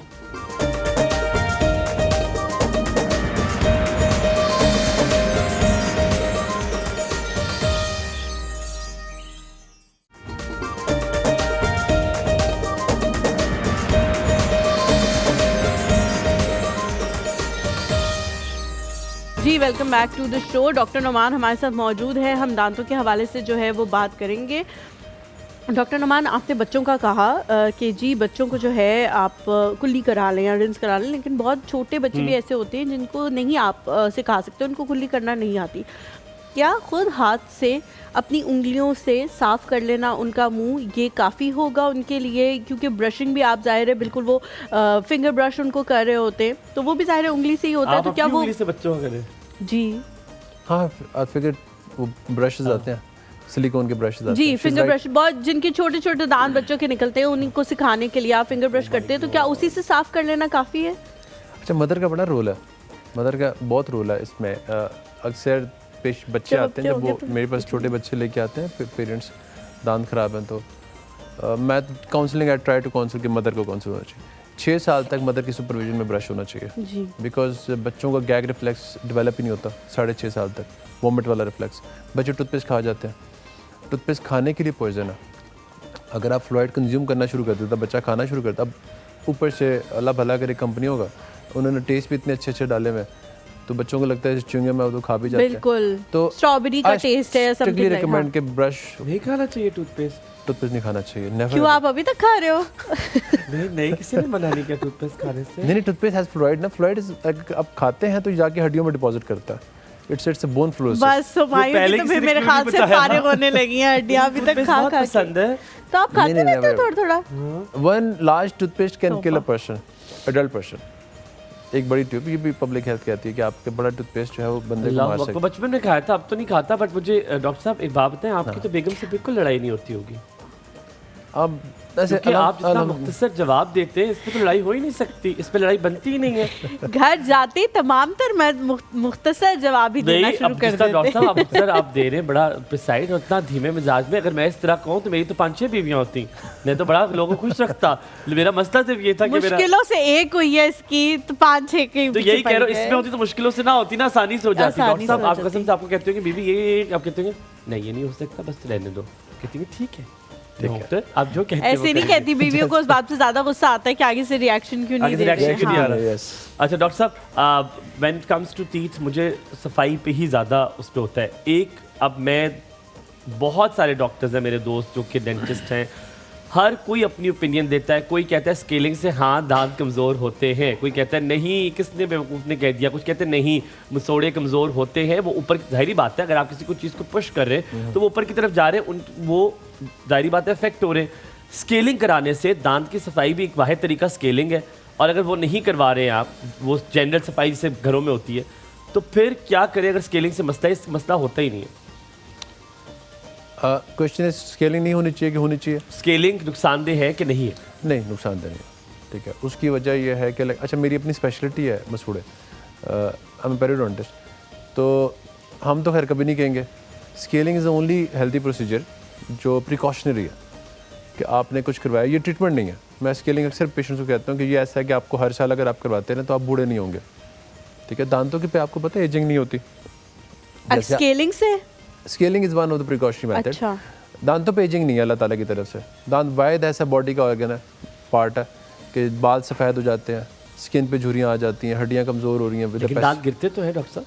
दांत सफाई ना होने की वजह से गिरते हैं बिकॉज ऑफ ओनली। अगर आप बैक्टीरिया लोड कम कर लें किसी भी तरह, उम्र ज्यादा होती है, इसका लेकिन मतलब ये है कि सफाई हुमायूं नहीं से थी। कह रहे हैं जितने भी लोगों को हमने थोड़ी ज्यादा उम्र में देखा है 60s में या 65 में दांत गिर रहे होते हैं और लोग उसको बड़ा कैजुअली ले रहे होते हैं कि अब तो भाई उम्र हो हमारे गई है पास तो कैसे गिर होते रही हैं है। पेशेंट, हमने उनको कहते हैं दांत बचा लो तो वो कहते हैं यार कितनी उम्र हो गई है तो खैर है गिरती हैं। एक नॉर्म बन गया है चीज़ों का। हम कहते हैं कि अगर आपने 2 दफ़ा ब्रश करते हैं, सुबह नाश्ते के बाद, रात सोने से पहले, और एक बार फ्लॉस कर लें रोज़ाना, डेंटल फ्लॉस, ठीक है, या इंटरडेंटल ब्रश कर लें, आप टूथपिक की तरह का ब्रशेज आते हैं, और साल में एक स्केलिंग करवा लें, teeth for the whole life. Doctor साहब I will contradict again. Doctor की एजिंग मैंने पढ़ा भी है कि होती है, जैसे कि दांतों की नहीं, ये मसोड़ों की। ये जब ऊपर चले जाते हो कहते हैं ये अब आपके 20 ईयर्स वाले मसोड़े नहीं है, आपके 52 वाले मसोड़े बन गए। अच्छा मायूस में मसला पता है क्या, सफाई अगर आप देखें ना, अब जैसे इन्होंने हलीमा ने बात की थी कि बच्चों को, अब मुझे कोई बंदा पूछे ना यार कि ब्रश कब से स्टार्ट होना चाहिए बच्चों में, तो मैं कहता हूँ कि 6 महीने की उम्र में। 6 मंथ 6 मंथ जब 2 दांत निकलते हैं तो उस दिन से सफाई शुरू हो जानी चाहिए। आपने एक पूरा प्रोसेस है लाइफ का। बैक्टीरिया का जो लोड है ना, मुंह के अंदर कमो बेश 400 डिफरेंट काइंड ऑफ स्पीशीज़ के बैक्टीरिया होते हैं, ठीक है। कभी आपने सुना था यार कि इतनी कम्युनिटी बैठी हुई है और हर बैक्टीरिया का एक आगे फिर कॉलोनी है, किसी के 1 लाख 2 लाख 4 लाख, तो मिलियंस में बैक्टीरिया आपके मुंह में ग्रो करता है सेकंड्स में। अब आपने कुछ खाया फिर सफाई नहीं की, बैक्टीरिया बना, उसने लैक्टिक एसिड बनाया, एसिड बनाएगा तो दांत डिजॉल्व होना शुरू हो जाएंगे। ठीक है। अब लेकिन विद आप द जब पैसेज ऑफ टाइम ना, जो सारा बोन लॉस, गम्स खराब हुए, स्केलिंग नहीं करवाई। अब जैसे ये आप कह रहे हैं ना स्केलिंग के साथ दांत, नॉर्मल एक कंसेप्ट बना हुआ है सारे लोगों में कि स्केलिंग से दांत खराब होते हैं, लोग करवाते नहीं हैं। लेकिन ये गम्स दांत से ऊपर चले जाते हैं, वो कहते हैं ये आपकी एजिंग हो गई है इसकी गम्स की, इस वजह से ऊपर चले गए दांत गिर सकता है, वो क्या है? अल्लाह ताला ने हर चीज़ के डिफेंसिव मैकेनिज्म लगाया है। गम्स के अंदर, बॉडी के अंदर सबसे अच्छा, मुंह के अंदर वैसे ब्लड फ्लो बहुत ज़्यादा, गम्स के अंदर इम्यूनिटी है, वो अपने आप को डिफेंड करते रहते हैं। अच्छा, वो एक जगह पे जब डिफेंड नहीं कर पाते तो ये स्टेप बैक। अब जब स्टेप बैक कहते हैं उसको रिसेशन कहते हैं, जो आप जिस बात को आप कह रहे हैं कि गम्स अपनी जगह छोड़ देते हैं, वो छोड़ते इस वजह से कि वो इतना अरसा बैक्टीरिया को जब नहीं डिफेंड कर पाते, थक हार के वो कहते हैं यार पीछे चले जाओ। अब वो स्टेप बैक करते करते करते गम रिसीड होना शुरू हो गया। एजिंग जिसको आप कह रहे हैं, वो एजिंग नहीं, उनका स्टेप बैक है बेचारों का, अगर डिफेंड करते करते नहीं थक तो वो जाते हैं। क्यों क्या वो वहाँ पे बैक्टीरिया ने अपनी जगह बना ली है और ब्रशिंग सही नहीं हो पा रही है, ब्रश उस बैक्टीरिया को वहाँ से रिमूव नहीं करता रोजाना, इसलिए वो पीछे जा रहे हैं फिर? अच्छा, अगर हम बेसिक कंसेप्ट से आए ना, तो सलाइवा के अंदर अल्लाह ताला ने ऐसी प्रॉपर्टी डाली है कि उसमें स्टिकीनेस होती है सलाइवा के अंदर, तो फूड एडहेरेंस वहीं से शुरू हो जाती है। ठीक है। मतलब आपने ब्रश, हम वहाँ से शुरू करते हैं कि एक बंदा उसने ब्रश किया, ब्रश करने के बाद अब वो फ्रेश मुंह के साथ आया, ठीक है। सो सलाइवा को 2 मिनट लगते हैं दोबारा से एक लेयर बनाने में दांतों के अच्छा, अब यहाँ पे पॉज कीजिएगा, pause हम है, ज़ायदा हाँ, आंटी की दोनों एक दो कॉल कॉल्स लेते हैं हैं। हमारे साथ। अस्सलाम वालेकुम ज़ायदा आंटी जी, क्या हाल चाल आपके? A very good morning to you. वालेकुम अस्सलाम, जुम्मा मुबारक आप जुम्मा मुबारक। जुम्मा मुबारक, खैर माशाल्लाह आप दोनों आज 14वीं का चांद लग रहे हैं, इतने बस। खूबसूरत लग रहे हैं। थैंक यू सो मच जायदा आंटी। बहुत, मैं कहता हूँ और अल्लाह को हमायूं सलाम। आपकी शाल ने तो, एक होता है ना 4 चांद, इसने 5 चांद लगाए हुए हैं आपकी सूट को, एक मेरी बीवी में है चांद। बहुत खूबसूरत लग रही है। बहुत शुक्रिया माशाल्लाह। ज़ायदा आंटी, आपको भिजवा भी जाना भी सकता बहुत हूँ। प्यारी लग रही हैं और आपके गेस्ट भी बहुत खूबसूरत बता रहे हैं। आप जो जो सवाल इनसे पूछ रहे हैं मैं पूछना बहुत चाहती हूँ खूबसूरत और ये बता बहुत तो अच्छा रहे हैं। बता रहे हैं। बहुत शुक्रिया, थैंक यू सो मच। जायदा आंटी कुछ पूछना है आपने? मेरा इनसे सवाल है। अस्सलाम वालेकुम डॉक्टर साहब। वालेकुम सलाम। जी मेरा आपसे ये क्वेश्चन है कि जो अच्छे दांत कौन से होते हैं, वाइट वाले अच्छे होते हैं या जो थोड़े येलो होते हैं? गुड क्वेश्चन Very यार, good question, मजेदार, very good अच्छा सवाल पूछा है, वेरी ठीक है, गुड। ठीक है, ज़ायदा ज़ायदा आंटी जल्दी से बताएं, आपके जब कोई कुछ कहता है तो आप क्या किस तरह है घर में, आप उसी वक्त जवाब देती हैं या आप खामोश हो जाती हैं या आप हालात बदल गए? क्या आप कहीं चली जाती हैं घूमने फिरने? नहीं, मैं पहले तो बेटा ऐसे बात ही ना बहुत जज्बाती थी, हाँ, मैं अपनी सच्चाई बयान कर देती थी, बयान कर करके एंड दी एंड क्या हुआ, मुझे हार्ट अटैक आ गया अपनी सफाइयाँ देते देते। तो अब 5-6 साल से मैंने अपने आप को बिल्कुल ऐसे कर लिया है, कोई बात होती है तो मैं बाहर निकल जाती हूँ घूमने फिरने। 20 साल को कहती हूँ मैंने कहीं जाना है, मैं अपनी सफाई नहीं दे सकती, आप वजाते नहीं दे सकती। वाह वाह वाह, ये तो फ्लाइट वाला सिस्टम बस मैंने अपने आप को खामोश कर लिया और वक्त सब कुछ बता देता है। अल्लाह आपको सलामत रखे जायदा आंटी, आप बहुत हमेशा शुक्रिया ऐसे कॉल ही करने रहे। के लिए। Thank you so much for calling. Yahya भाई है हमारे साथ। अस्सलाम वालेकुम। वेरी गुड मॉर्निंग, जुम्मा मुबारक। Very good morning. आज मुझे बड़ा अच्छा लगा, तुमने जो कहा ना हुमायूं याहिया भाई, तो मैं याहिया भाई के नाम से दुनिया भर में मशहूर हूँ। मुझे सारे दोस्त याहिया भाई कहते हैं, बड़ा छोटा सब बड़े, इवन छोटे छोटे बच्चे मुझे याहिया भाई ही कहते हैं। अच्छा, आपकी शॉल की तो यकीन करें लिटरली जबरदस्त शॉल है, यकीन बहुत प्यारी जबरदस्त। Thank you. चॉइस और किसकी है? हलीमा की तारीफ नहीं करूंगा, हलीमा नहीं करना, बस छोड़ दे, बस अब ना कीजिएगा याहिया भाई, बस छोड़ दे, बस रहने दे। अब आपने नहीं करना, आपको कसम लगी आप ना आपका करें। और मेरा जो कनेक्शन है ना, उससे तारीफ की मुझे जरूरत ही नहीं है। मुझे वैसे ही पता है आप मेरे बारे में क्या सोचते हैं। आप यकीन करें कि अभी एक प्रोग्राम हो रहा था कल, उसमें टीवी पे, तो वहाँ एक एंकर आई, वो आरजे आई हुई थी, तो उसमें मैंने सिर्फ इतना बोला, मैंने कहा उससे कहा, मैंने कहा आप मेरा नाम लीजिएगा। वो एंकर कहने लगी याहिया भाई, तो वो कहने लगी कि ये ना हमारी फैमिली का हिस्सा है, जबकि मेरी उनसे कभी मुलाकात नहीं हुई। हमारा खान एक है, बड़ी मशहूर है कराची, तो उसने, तो ये आप लोग की मोहब्बत है। अच्छा, क्योंकि कमिंग बैक टू ये टॉपिक, डॉक्टर साहब बैठे हैं, मैं कहता हूँ कि I have never seen such a sensible dentist.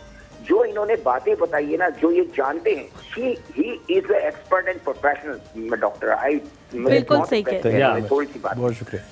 आप ये, अच्छा, मेरे इनसे जो सवाल मैंने जो इनसे अखद किया है ना, वो हलीमा मैंने अखद किया है कि हम अपने दांतों के खुद दुश्मन हैं। हम एजिंग नहीं है ये।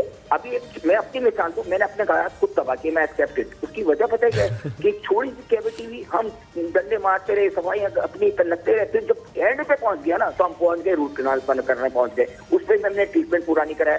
तो सवाल मेरा डॉक्टर साहब से है, डॉक्टर साहब, एक आम बंदा, उसको हम हमारे पीरियोडिक चेकअप का कोई कॉन्सेप्ट नहीं है। तो what is the periodic checkup of the dentist? We have to go to the dentist after किस इंटरवल के बाद हमें जाना चाहिए? बिल्कुल ठीक। और जो हमारे दांत के अंदर कैविटी जब शुरू में क्रिएट होती है, तो हमें क्या प्रिकॉशंस लेके फौरी तौर पे उसको बिल्कुल protect ठीक करना हो चाहिए? बिल्कुल ठीक हो गया। थैंक यू सो मच आया, thank you so much for calling. जायदा आंटी का पहला सवाल लेते हैं। वो सवाल था कलरेशन वाला। पहला कि दांत सफेद वाले अच्छे होते हैं या दांत पीले वाले अच्छे होते हैं? प्रायर किसी को कहती है हल्दी दांत कौन सा होता है?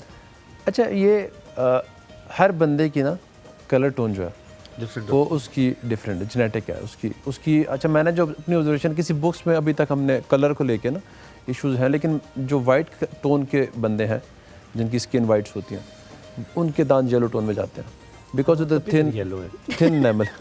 अच्छा, दांत जितना पतला होगा उतना ज़्यादा येलो होगा। अब अगर आपने देखा हो तो ये जो सुडानीज़ और जो नाइजीरियन लोग हैं, उनके दांत वाइट लग रहे हैं, बिल्कुल वाइट होते हैं, कंट्रास्ट नहीं है, ब्लैक स्किन उनके ना, उन जो हबशी लोग हैं उनके दांत मोटे बहुत होते हैं। तो मोटे दांत ना एनेमल बहुत बड़ा होता है, डेंटिन अंदर पीछे रह जाता है, रिफ्लेक्शन बड़ी कम आ रही होती है येलो कलर की। ओके, जितना दांत थिन होता जाएगा उतना येलो कलर रिफ्लेक्शन ज्यादा होती जाएगी। इसीलिए जो लोग कुछ इस तरह मुंह में पान या इस तरह खाते हैं, उनके ज्यादा येलो हो जाते हैं क्योंकि वो थिन होता रहता है। तो वो एक तो वो स्टेन ज़्यादा है, प्लस आप देखें तो जितने आप अपनी जवानी की पिक्चर निकालें, कोई और हर बूढ़ा आदमी जो है उसके दांत येलो होते हैं। मैं जवान हूँ अभी भी, काफी येलो अब मैं नहीं कर रहा। शुक्र। हाँ, मैं ओल्ड एज की बात बता रहा हूँ कि ओल्ड एज में बहुत जवान हूँ अभी तो। ओल्ड एज में दाढ़ी में ऑलमोस्ट हर तिनका है। बंदे के दांत येलो होते हैं। ठीक है, उसकी वजह है कि मल्टीपल ट्रॉमा के साथ ना, ट्रॉमा जब चलते रहते हैं तो डेंटिन आपका थिक होता जा रहा होता है, नॉट बिकॉज के दांत उसके वेयर एंड टेयर के साथ। पीले दांत सफेद हो सकते हैं? हाँ, हो सकते हैं, और टेम्परेरी हो सकते हैं। अच्छा, ब्लीचिंग 2 प्रोसीजर अंदर। अच्छा, ये बाद में हम पहले एक ब्रेक लेते हैं, ब्रेक के बाद आके आपने यहीं से कंटिन्यू करना है, कहीं मत जाइएगा। लेकिन मैं जवान हूँ।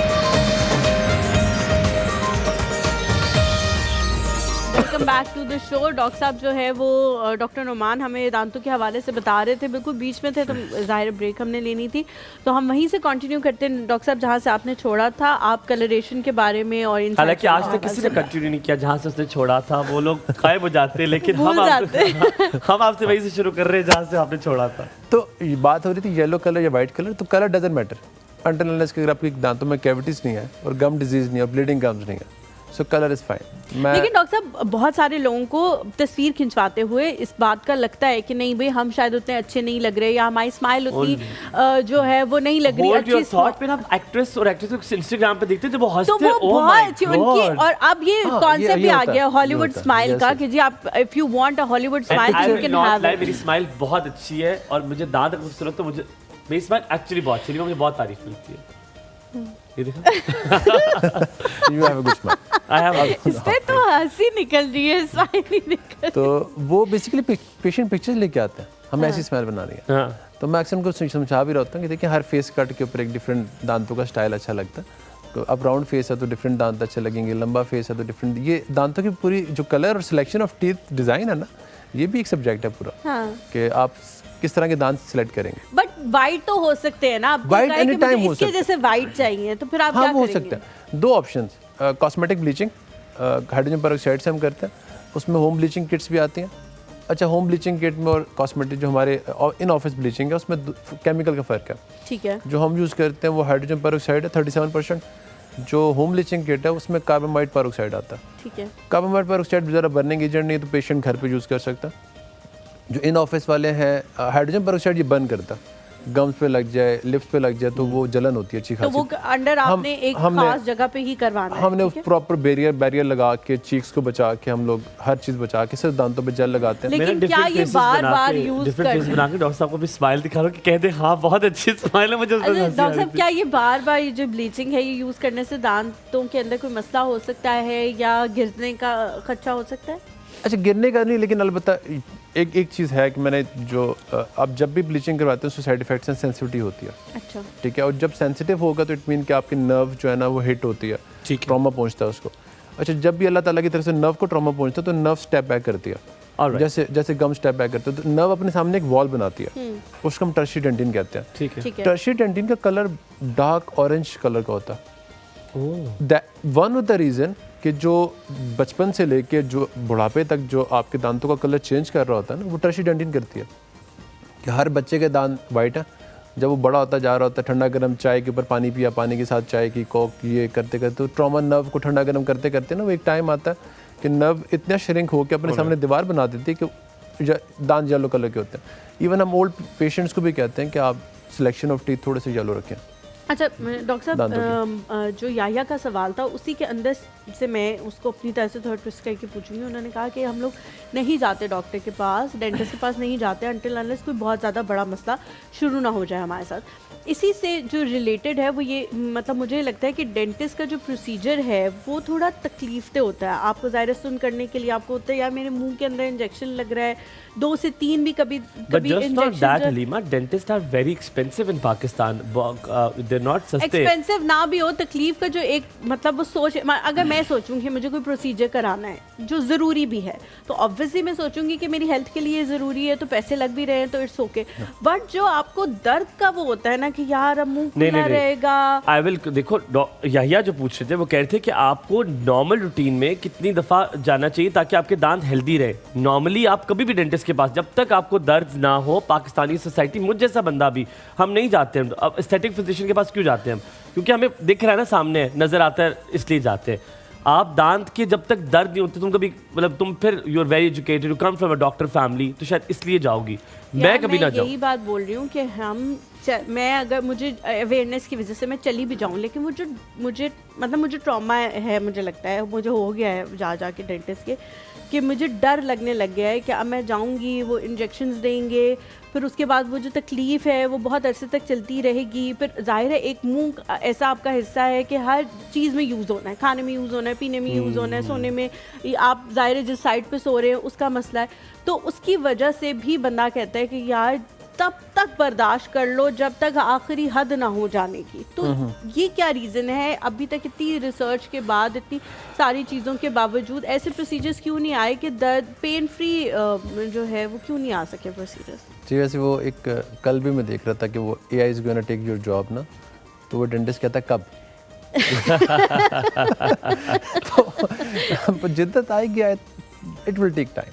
अभी भी स्टिल बहुत टाइम लगना है इसमें, क्योंकि वो सारा हाथ का काम है, सर्जिकल काम है। सो 3-4 क्वेश्चन ऊपर नीचे उसमें बातों में आ गया ना, कि जो उनका सवाल था कि यहाँ पर 15 साल हो गए मुझे तो याद भी नहीं कि पेशेंट कोई आया उसने कहा रूटीन चेकअप करवाना, कि हमें खाली चेक कर दें, सिवाय 2-3 फॉरेनर पेशेंट के अलावा कि जिन्होंने कहा कि रूटीन चेक कर लें, आपको मसला तो नहीं है। आज तक कोई नहीं आता। ये जो मैं पहले वाली बात पे कि अगर आप ब्रश करते हैं, फ्लॉस करते हैं और साल में एक स्केलिंग करवा लेते हैं, तो scaling it self routine checkup हो जाता है। ठीक है। अगर 1 ईयर आप चले जाएं डेंटिस्ट के पास सफाई करवाने के लिए, तो डेंटिस्ट आपको बता देगा, सब सारे दांतों को तो सफाई कर रहा होता है चारों साइडों से स्केलिंग के साथ, तो उसको नज़र आ जाता है कहीं ना कहीं छोटी मोटी कैविटी, तो वो आपको बता देगा कि यहाँ पर कैविटी लग रही है, तो उससे पूछ लें आप कोई कैविटी तो नहीं है, तो वो आपको बता देगा कि कैविटी भी है, तो वहीं पर फिलिंग होगी। ठीक है। अब फिलिंग जब होगी तो इट मीन कि आपने इनिशियल स्टेप पे दांत को रिस्टोर करवा लिया। अब फिलिंग निगलेक्ट हो गई, 1-2 साल और चले गए, फिलिंग बड़ी होती गई, कैविटी आपकी बड़ी होती गई और इन नर्व को पहुंच गई कैविटी। जब नर्व टच करेगी तो दर्द शुरू हो जाएगा। यूजुअली पेशेंट आता हमारे पास तब भी है कि पेन की सिचुएशन में, कि पेन हो रहा है। अच्छा, फिर वो एक्सपेक्ट भी कर रहे होते हैं कि वो अब हम सिंपल फिलिंग कर दें तो ठीक हो जाएगा काम। वंस पेन स्टार्ट हो गया तो इट मीन कि you have to go for root canal. ठीक है। अब सिंपल फिलिंग काम नहीं करेगी, अब रूट कनाल होगा तो साथ में कैप भी करेगा, उसके ऊपर क्राउन भी होगा, क्राउन भी लगेगा। अब जो काम 5-10 हज़ार में होना था वो बढ़ के 40-50 हज़ार रुपये का हो गया। सो डेंटिस्ट एक्सपेंसिव इसलिए बता, हम एक्सपेंसिव नहीं बट लोगों के कॉन्सेप्ट है। डॉक्टर साहब एक चीज़ और, आपको जैसे ही दांत का दर्द होता है तो हमारे पास एक बड़ा टोटके हम लोग लौंग रख लेते हैं, ठीक है, लौंग रख लिया, आराम आ गया वक्ती, हमने कहा बस क्या जरूरत है डेंटिस्ट के पास जाने की, बस लौंग से आराम आ जाएगा। मैंने भी कल यही किया था। क्या ये छोटे टोटके कर दांत के दर्द को सप्रेस कर देना उस वक्त वो ठीक भी होता है कभी कभार? भाई आप बिलीव नहीं करेंगे, लोग इवन दम करवाते हैं, ठीक है, लौंग तो आपने बात की ना, पता नहीं लोगों ने अपने अपने सिस्टम रखे, सारे काम करते हैं, मैं किसी के खिलाफ नहीं करता, लेकिन दांत नहीं बचता। पेन सबसाइड करना और दांत को बचाना, 2 डिफरेंट थिंग्स। अब दांत तो बचेगा तभी कि जब तक वो कैविटी साफ होगी, उसमें फिलिंग नहीं होगी, तो तब भी दांत रिस्टोर होगा ना। आपने स्ट्रक्चर को दोबारा से बिल्डअप कर दिया, इस पर कैप लगा दिया। आपने बार-बार डॉक्टर साहब दांतों की एज का कहा कि दांत कभी भी खुद से नहीं गिरता जब तक सफाई ना हो, कोई उम्र नहीं होती दांत की, there is no ageing. Having said that, उसको बात को मद्देनजर रखते हुए मैं बल्कि ब्रेक लेता हूँ, ब्रेक के बाद वापस आऊँगा तो आपसे सवाल करूँगा ताकि लोग रिलेट भी कर सकें, मजा आएगा। देखते रहिए एक और सुबह आपका दिन अच्छा गुजरे।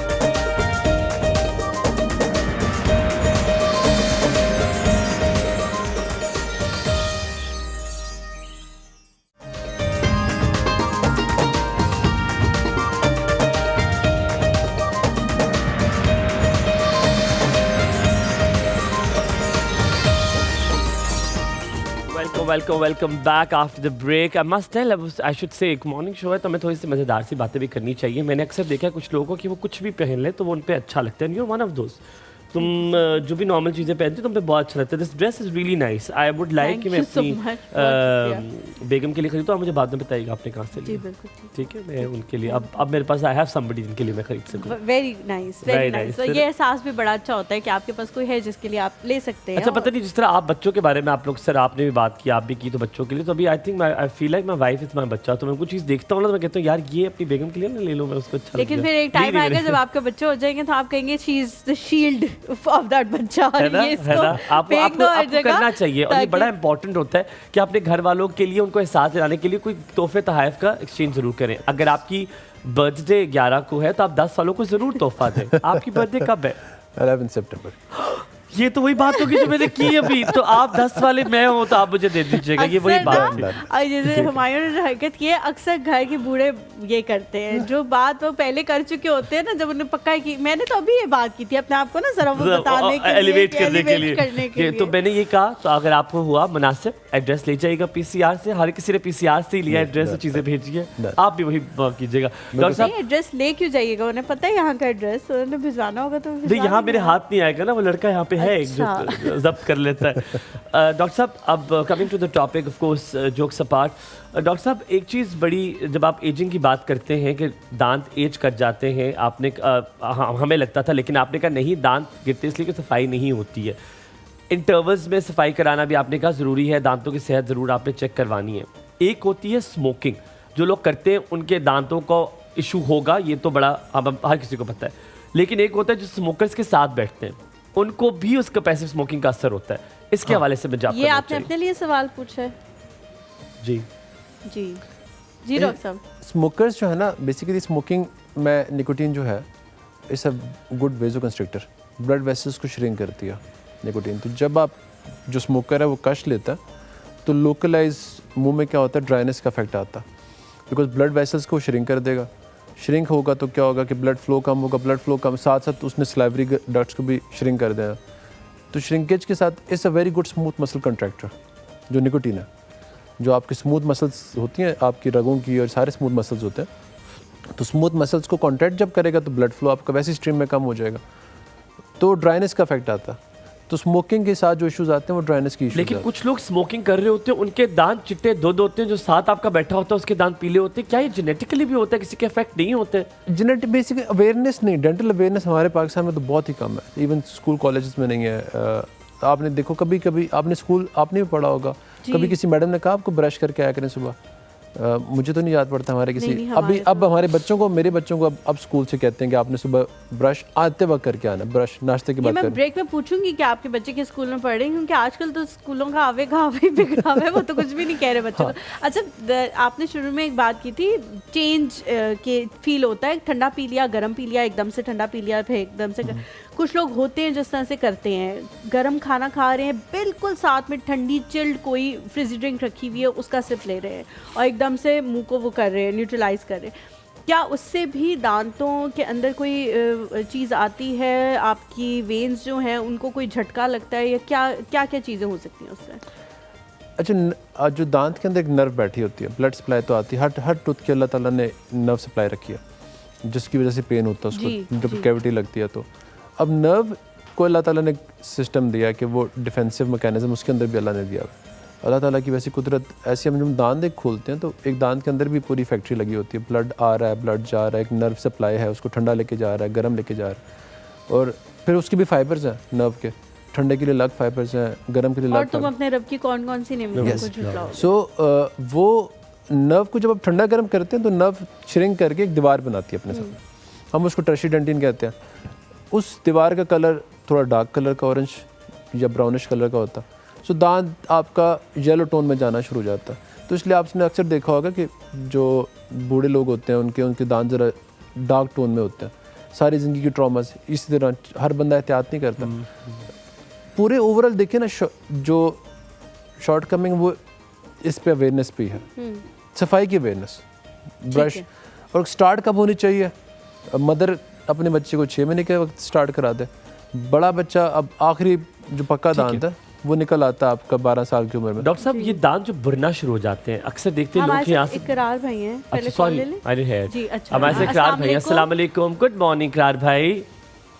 अच्छा, कॉल ड्रॉप है। डॉक्टर साहब, ये जो दांत भरना शुरू हो जाते हैं कुछ लोग के ना, यहाँ से आप देखते हो, आपको कभी महसूस होता है कि आपके दांतों के जर्रे हैं जो आप निकल रहे हैं, ये क्या बीमारी होती है और ये कैसे हो जाती है? अच्छा, ये हमायूं जो बेसिकली ओक्लूजन का इशू है, आपके दांत जो मैल ओक्लूड करते हैं, ये सबसे इग्नोरेंस। फिर अगेन डेंटिस्ट की जो अब आती है ना कि उसके पास आप गए, उसने आप स्केलिंग करवाई, उसने आपकी चेकिंग ही नहीं की कि बेसिक जो स्टेप्स हैं यार कि दांत बंद कैसे हो रहे हैं।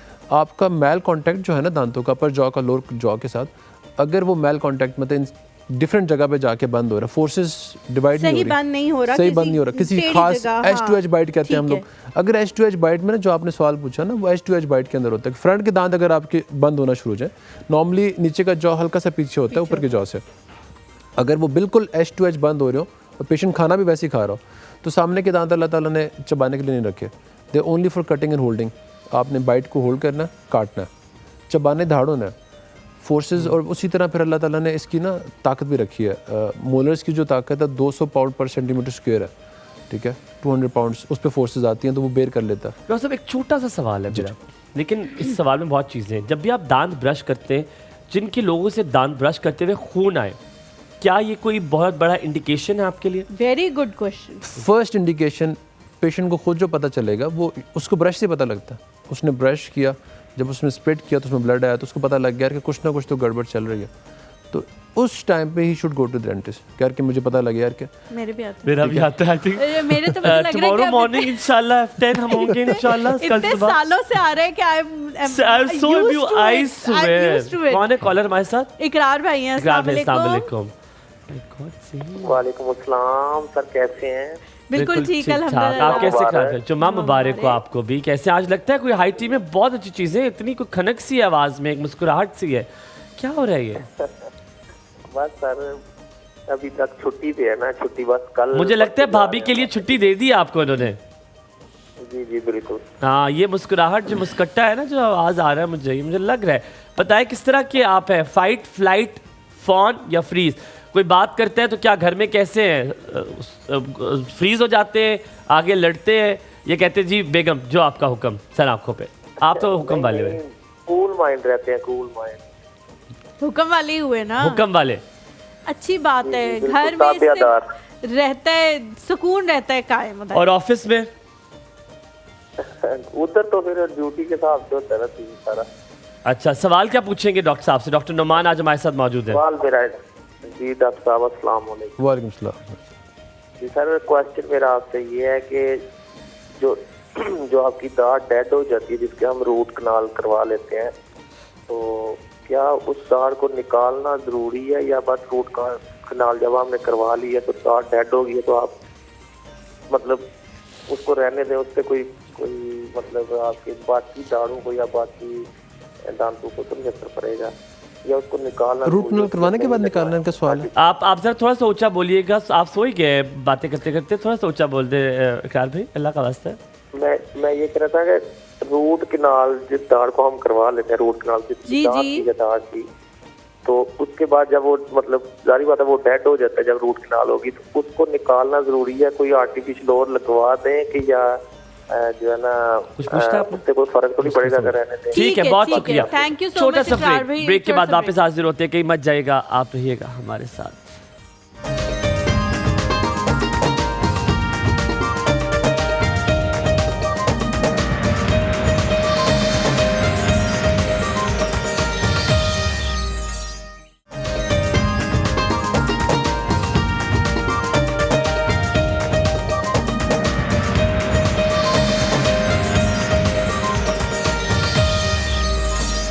Welcome back. To the show. Iqrar भाई की कॉल आई थी जिन्होंने रूट कैनाल के हवाले से पूछा था कि रूट कैनाल के बाद दांत जो है वो डेड हो जाता है। अब कुछ लोग जो है वो डेंटिस्ट कहते हैं इसको आप रहने दें, आपने क्यों निकलवा के खला पैदा करना है, क्योंकि खले के बाद आपका वो जो पूरा स्ट्रक्चर है वो हिलना शुरू कर देगा, उसके अंदर एक गैप आ जाएगा। लेकिन अब जो है वो स्टडीज़ आने लगी, स्टडी तो मैं नहीं कहूँगी, अब वायरल होने लग गया ये मवाद कि आप उस दांत को निकलवाएं क्योंकि वहाँ डेड जो है वो पड़ा है, पता नहीं जैसे डेड बॉडी बेचारों की पड़ी हुई है, ऐसे लोगों ने कहना शुरू कर दिया। निकलवाना चाहिए डॉक्टर साहब कि नहीं? अच्छा, मैं ये बताता हूँ, इसमें रूट कनाल के साथ हम दांत को डेड नहीं करते हमायों, हम डेड चीज़ को निकाल के उसको डिसइंफेक्ट करते हैं। ठीक है, अब भी इसकी मिसाल मैं कैसे मुझे दूँ? थिंकिंग ऑफ रूट कनाल ना मुझे स्केयर करता है कि कितनी कोई ड्राउनी चीज़, अल्लाह माफ करे। अच्छा, बहुत ड्राउनी चीज़, ड्राउनी। अगर उसका जो पेन है उससे ज़्यादा ड्राउन है। मैं तो हम आपने मुहावरा सुना ना, 14 तबक रोशन, हाँ, वो दांतों का दर्द तो 32 तबक रोशन होते हैं भाई। बहुत सवेर अल्लाह पे ना होता करे, है। अल्लाह ने मुझे कभी ना दे। हाँ, ये दुआ करनी चाहिए। तो उसमें आपके नर्व में जब पेन हुआ, इट मीन कि आपकी नर्व डेड हो रही है, इसलिए आपको पेन कर रही है। अच्छा, नर्व डेड होने से पहले स्वेलिंग करती है, एडिमा होता है, स्वेलिंग होती है। जब स्वेलिंग होगी तो वो फर्स्ट पेन होना, आपको जो टीसीए मारना, थ्रॉबिंग पेन शुरू होता है, वहाँ से शुरू होता है। वहाँ पर आपने टोटका कर लिया, लौंग रख ली, कुछ भी रख लिया, हल्का सा सबसाइड होगी, नर्व की स्वेलिंग कम कर दी आपने किसी तरह। ठीक है, ठीक है। अच्छा, कुछ अर्सा गुजरेगा, अब नर्व कम्प्लीटली डेड होगी। Anything dead in the body is क्या करेगा, एक मीडियम बनाएगा, माइक्रो ऑर्गेनिज्म ग्रो करेंगे। देखिए ना, जैसे जानवर मर जाता है, कीड़े बनते हैं उसके अंदर, यू फील स्मेल, कोई कभी मरा हुआ, तो वो कुछ भी मरी हुई चीज़ होगी उसमें माइक्रो ऑर्गेनिज्म अल्लाह ताला की तरफ से बनना शुरू होता है। सो जैसे दांत की नर्व मरती है तो नर्व के अंदर माइक्रो ऑर्गेनिज्म ग्रो करना शुरू कर देते हैं।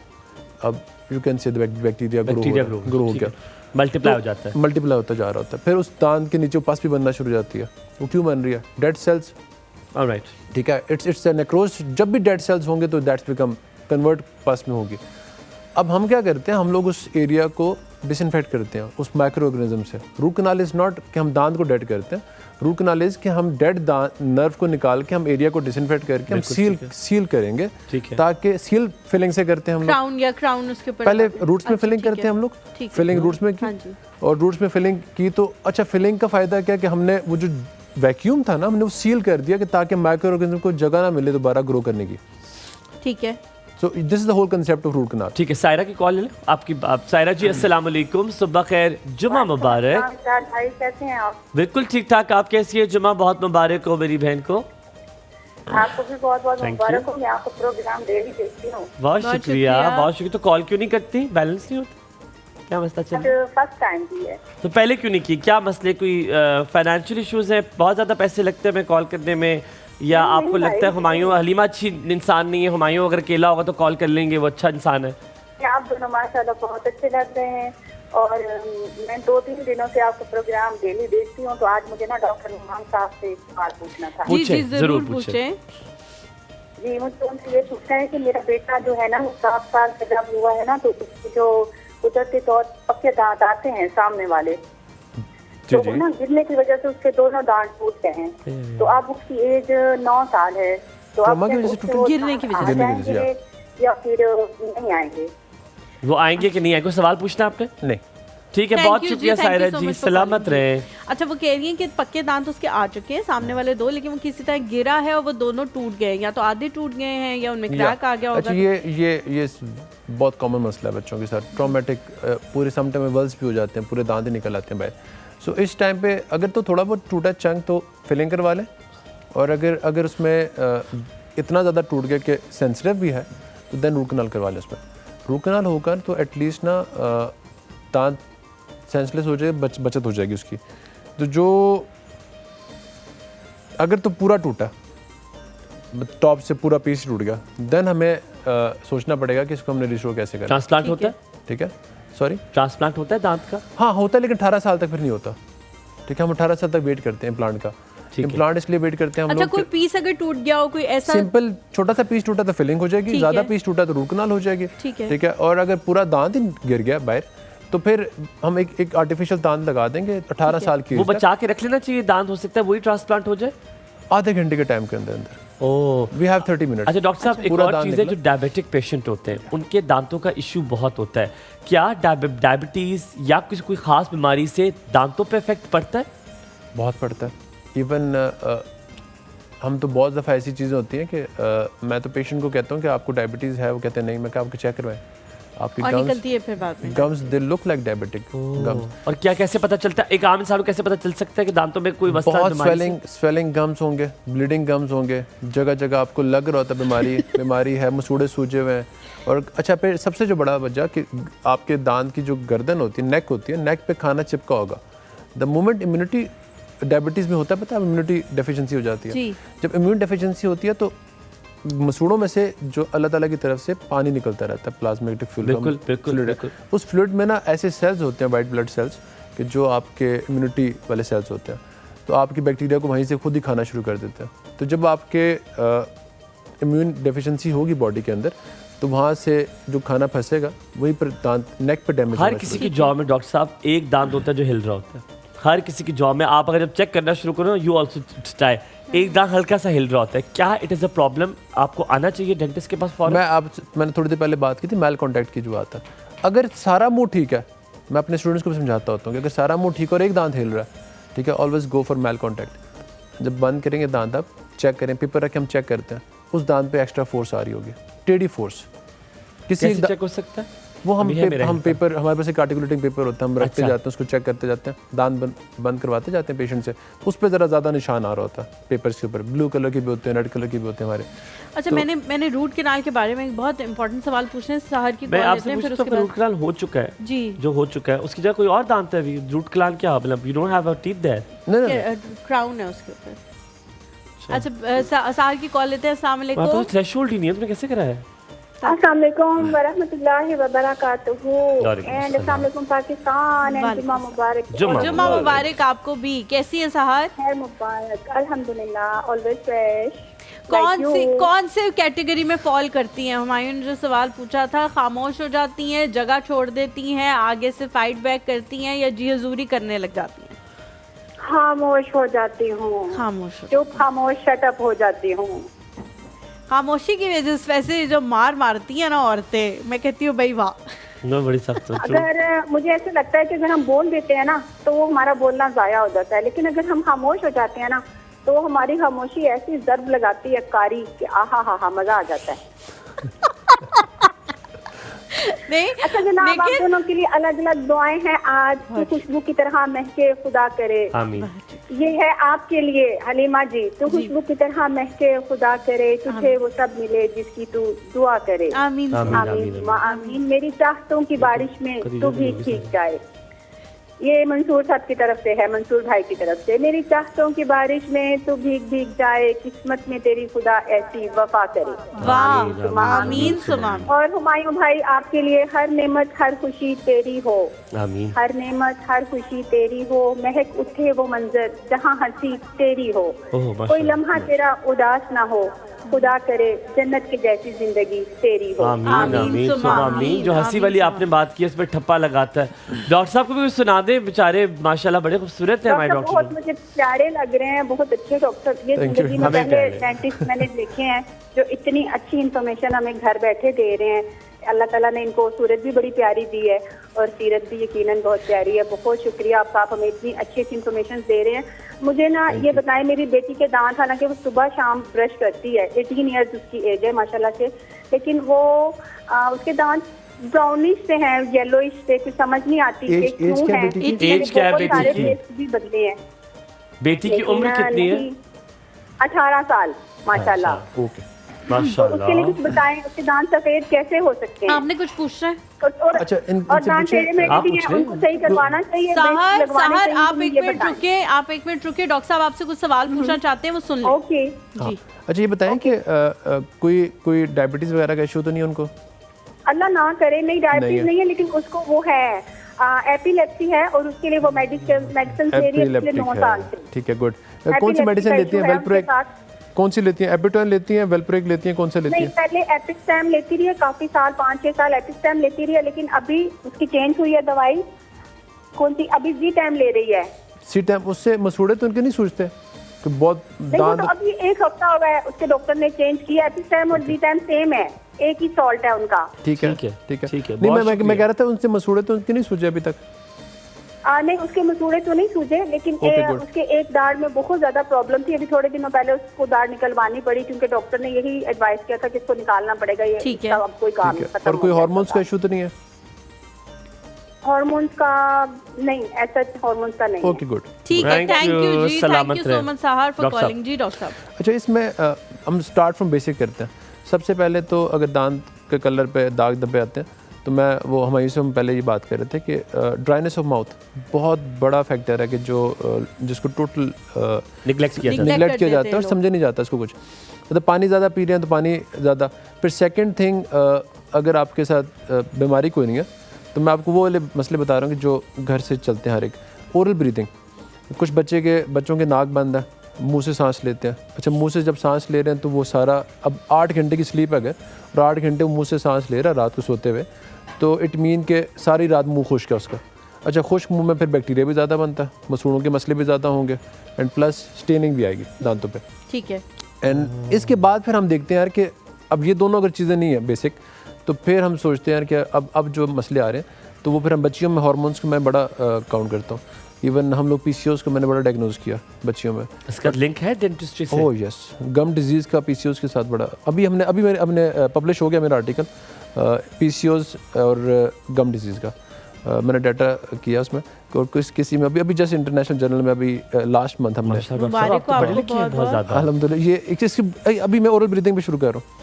दोस्तों मुझे ना इशारे करा, मेरी बीमारियां सरेआम लोगों को ना बताएं कि मुझे क्या बीमारी। नहीं आपको नहीं कह रहा, मैं कह रहा था कि अभी ये टॉपिक ओरल ब्रीदिंग वाला, ये इस पे ओरल ब्रीदिंग ऐसी निगलेक्टेड चीज़ है। और मैल एक्लूजन जो मैं बता रहा था कॉन्टैक्ट वाली, ये 3-4 चीज़ें इवन हम डेंटिस्ट लोग इग्नोर कर देते हैं, हम लोग वो करते हैं। डॉक्टर साहब, मैंने रूट कैनाल के हवाले से जो पूछना था, रूट कैनाल में भी बहुत सारी टाइप्स अब आ गई हैं। एक तो कुछ लोग कहते हैं कि जी आप उसके अंदर कुछ रखवाएं ताकि आपका जो जबड़ा है वो उसी तरह से सिक्योर रहे, वरना टूटने के चांसेस होते हैं निकलवाने के बाद। जी, निकलवाने के बाद। और can you hold your thought, हम ब्रेक ले लें फिर वापस आएंगे ताकि वो तसलसल बरकरार रहे। थोड़ा सा ब्रेक लेते हैं, कहीं मत जाइएगा, देखते रहिए कॉस्ट, सब आप रहिएगा हमारे साथ।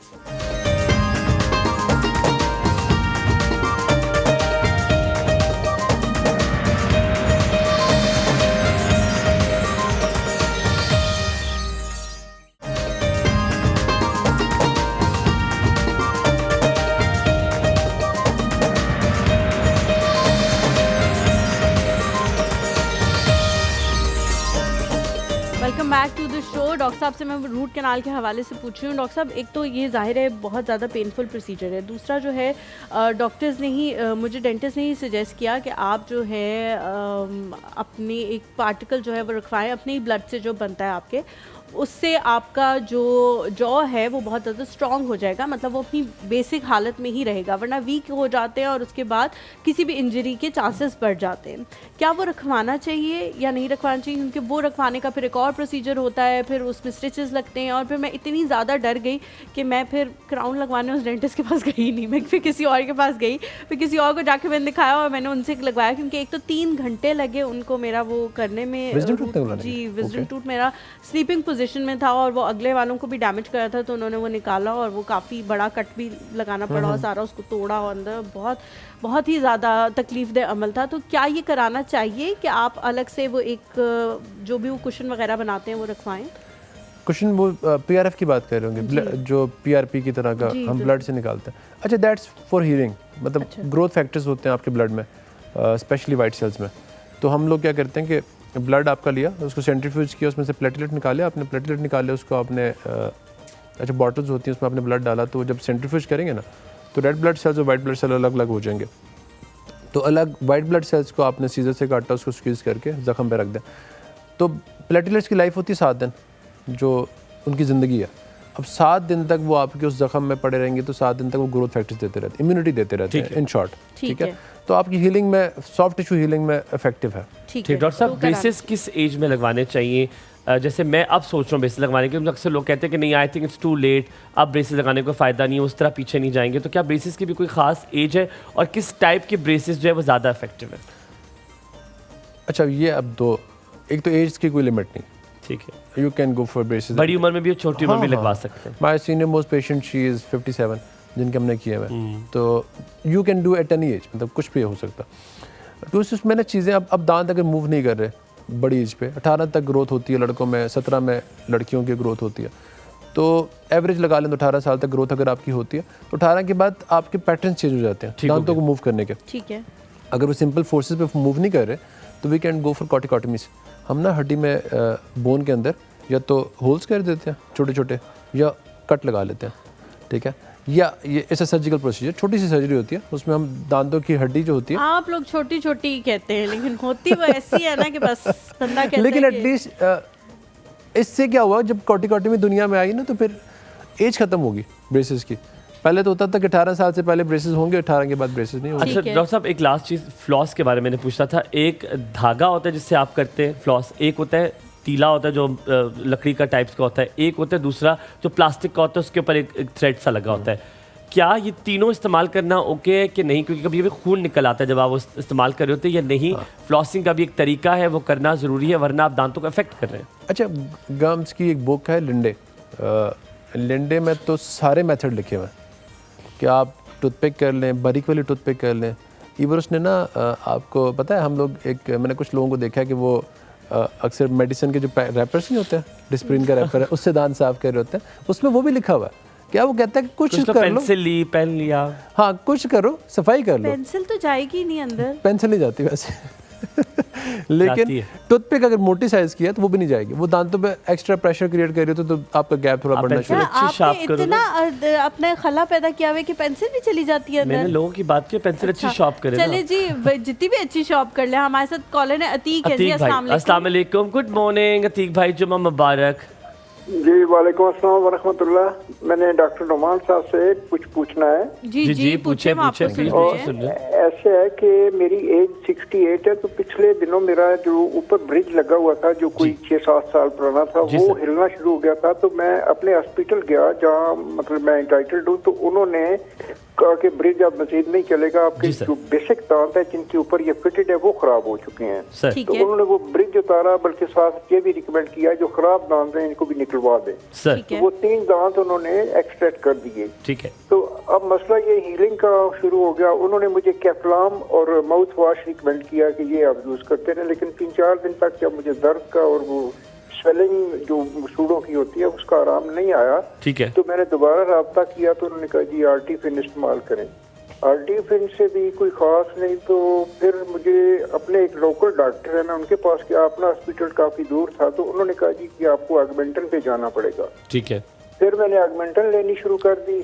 तो पहले 3 दिन ली, तो फिर उन्होंने कहा जी नहीं 3 दिन और ले। मैंने 6 दिन ऑगमेंटन ली। इतना स्लो है हीलिंग के मुझे समझ से बाहर है। तो अभी मेरे बाकी दांत भी सर होल्ड कीजिएगा, आपकी अगली आवाज डॉक्टर नुमान की सुनेंगे। डॉक्टर नुमान, आपने केस तकरीबन समझ लिया, उनसे पूछना चाहे तो प्लीज पूछ लीजिए ताकि हम सर हीलिंग का है, मेरी हीलिंग बहुत स्लो है, मैं कुछ खा नहीं सकता, मुझे कोई मशवरा दें। ठीक है सर, आपको डायबिटीज, सर आपसे डॉक्टर नुमान कुछ पूछना चाह रहे, आप उनकी जरा अर्ज सुनिएगा। जी डॉक्टर नुमान। सर आपको डायबिटीज तो नहीं है?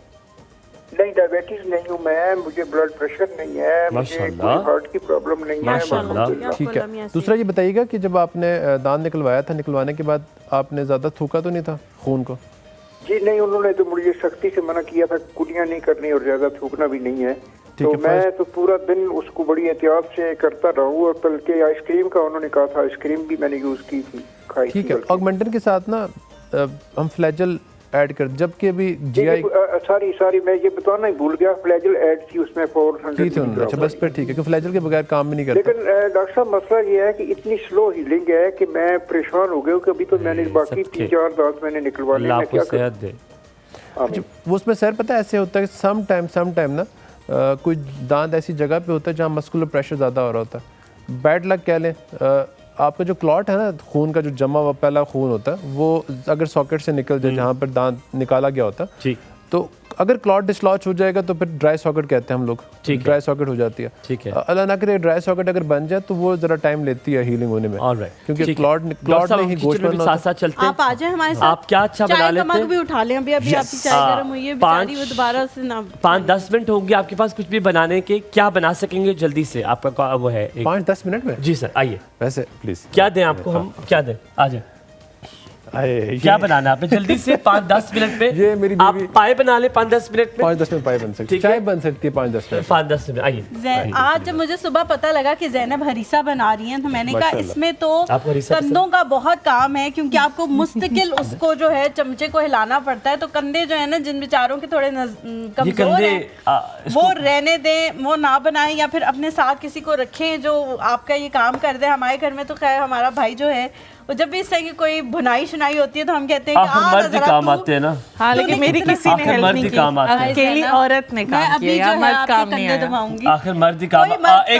एक सेकंड यस इम्तियाज, एक सेकंड। हाँ जी। नीचे से उठाने के लिए कौन मर्द काम आया तुम्हारे? बस ये बता दो। गलती हो गई ये, आज मेरे हेल्प ले ली। एक मिनट, 2 सालों में फर्स्ट टाइम हेल्प ले ली, और वो भी आपने जिता दिया। बस ठीक है, हमायूं जिता। ये देखा, ये वो है रिएक्टिव अब्यूज। लेकिन ये ऐसे करने में हमायूं नहीं थे जी।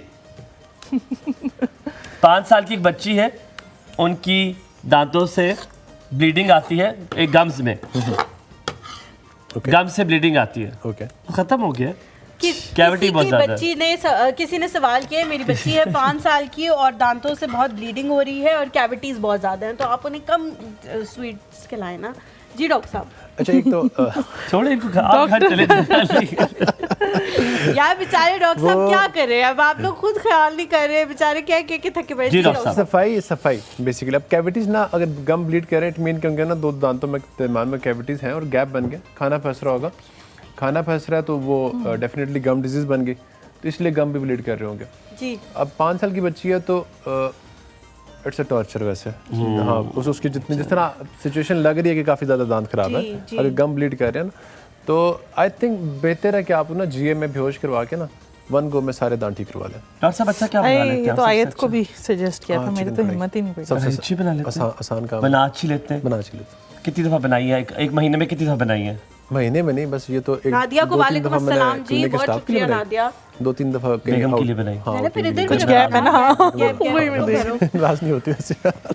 अच्छा डॉक्टर साहब, अगर वो ना कराना चाहे बच्चे को बेहोश करके ये भी एक है कि माय पेरेंट्स कहते हैं कि बेहोशी के साथ अपने साइड में है, हम कहते हैं, लेकिन ना 5 साल के बच्चे के लिए मैं पर्सनली रिकमेंड करता हूँ कि अगर बहुत ज़्यादा काम हो, छोटा मोटा काम हो ना, एक तो हम कर लेते हैं, ज़्यादा काम बच्चे में तो एक उसका फोबिया बैठ जाता है, डेंटिस्ट फोबिया, वो सारी जिंदगी डेंटिस्ट के पास जाएगा भी नहीं। ओके परफेक्ट, ठीक है ज़ैनब, आप जल्दी से आ जाओ। जल्दी से मैं बहुत रेसिपी बता काम है। देती हूँ। रेसिपी थोड़ी सी लंबी है और समझानी भी है कि यहाँ पे जो मैंने गोश्त लिया है बोनलेस बीफ का, वो आधा किलो लिया है। ज़ीरा उसमें आधा खाने का चम्मच डाला है, नमक हस्बे जायका, काली मिर्च पाउडर 1 चाय का चम्मच इसमें गया है, अदरक लहसुन का पेस्ट 2 खाने के चम्मच, सब्ज़ मिर्च का पेस्ट 2 खाने के चम्मच या 2.5 खाने के चम्मच आप डालें, पानी हस्बे ज़रूरत, मूंग दाल आधा कप, गंदम 1 कप और चावल आधा कप। अच्छा, जो कबाब मैंने अभी बनाए हैं उसके में मैंने कीमा आधा किलो लिया है, इसका पानी बहुत अच्छे से आपने ड्रेन कर देना है। सब्ज़ मिर्च पेस्ट 3 खाने के चम्मच, अदरक लहसुन का पेस्ट 2 खाने के चम्मच, नमक हस्बे जायका, बेसन 5 खाने के चम्मच, तेल जो है हस्बे ज़रूरत इसमें जाएगा फ्राई करने के लिए, नमक हस्बे जायका, पानी हस्बे ज़रूरत। तड़के के लिए पालक 1 अदद चाहिए, 1 गड्डी या 1 कप आप ले लें, सब्ज़ मिर्च 8 अदद और देसी घी जो है 3/4 कप इसमें जाएगा। प्रोसीजर मैं बता देती हूँ। प्रोसीजर इस तरह से है कि जो गोश्त है और उसके जो इंग्रेडिएंट्स मैंने बताए हैं उसको आपने कुकर में या नॉर्मल, अगर आपके पास बहुत टाइम है तो 2 घंटे लगा के उस गोश्त को गला लें। जब वो गल जाए तो उसका जो पानी है वो अलग कर दें। अगर पानी बच गया तो गोश्त को आपने पेस्ट बना लेना, घोट लेना बहुत अच्छे से, आपने चॉपर में नहीं डालना, घोटे से हाथ से घोट लें, उसका रेशा रेशा अलग हो जाएगा, ठीक है। और दूसरा ये कि मैंने यहाँ पे हरी मूंग नहीं ली, मैंने यहाँ पे हरी मूंग की जगह जौ डाली है। जौ से ये होता है कि लेसदार जो है वो हलीम या हरीसा वो डलता है, वो किया है। और 1 कप उनको सब चीज़ों को आपने बॉईल कर लेना है और फिर वो आपने घोटना है। फिर वो जो गोश्त था वो उसके अंदर डालना है और वो जो पानी अगर बचा है वो भी ऐड कर दें। हाँ, और फिर पालक आपने बॉईल करके 1 कप बन जाएगी, इतनी ही आपने डालनी, क्योंकि आप ज़्यादा डालेंगे ना ये बहुत ग्रीन हो जाएगा, यस कलर चेंज हो जाएगा। तो तड़के के लिए आपने वो ऐड करना है, वो और देसी घी यूज करना है। देसी घी वो भी ऐड करना है और देसी वो भी ऐड पालक ऐड करनी है और देसी घी यूज करना है, सब्ज़ मिर्च इसमें ऐड करनी है।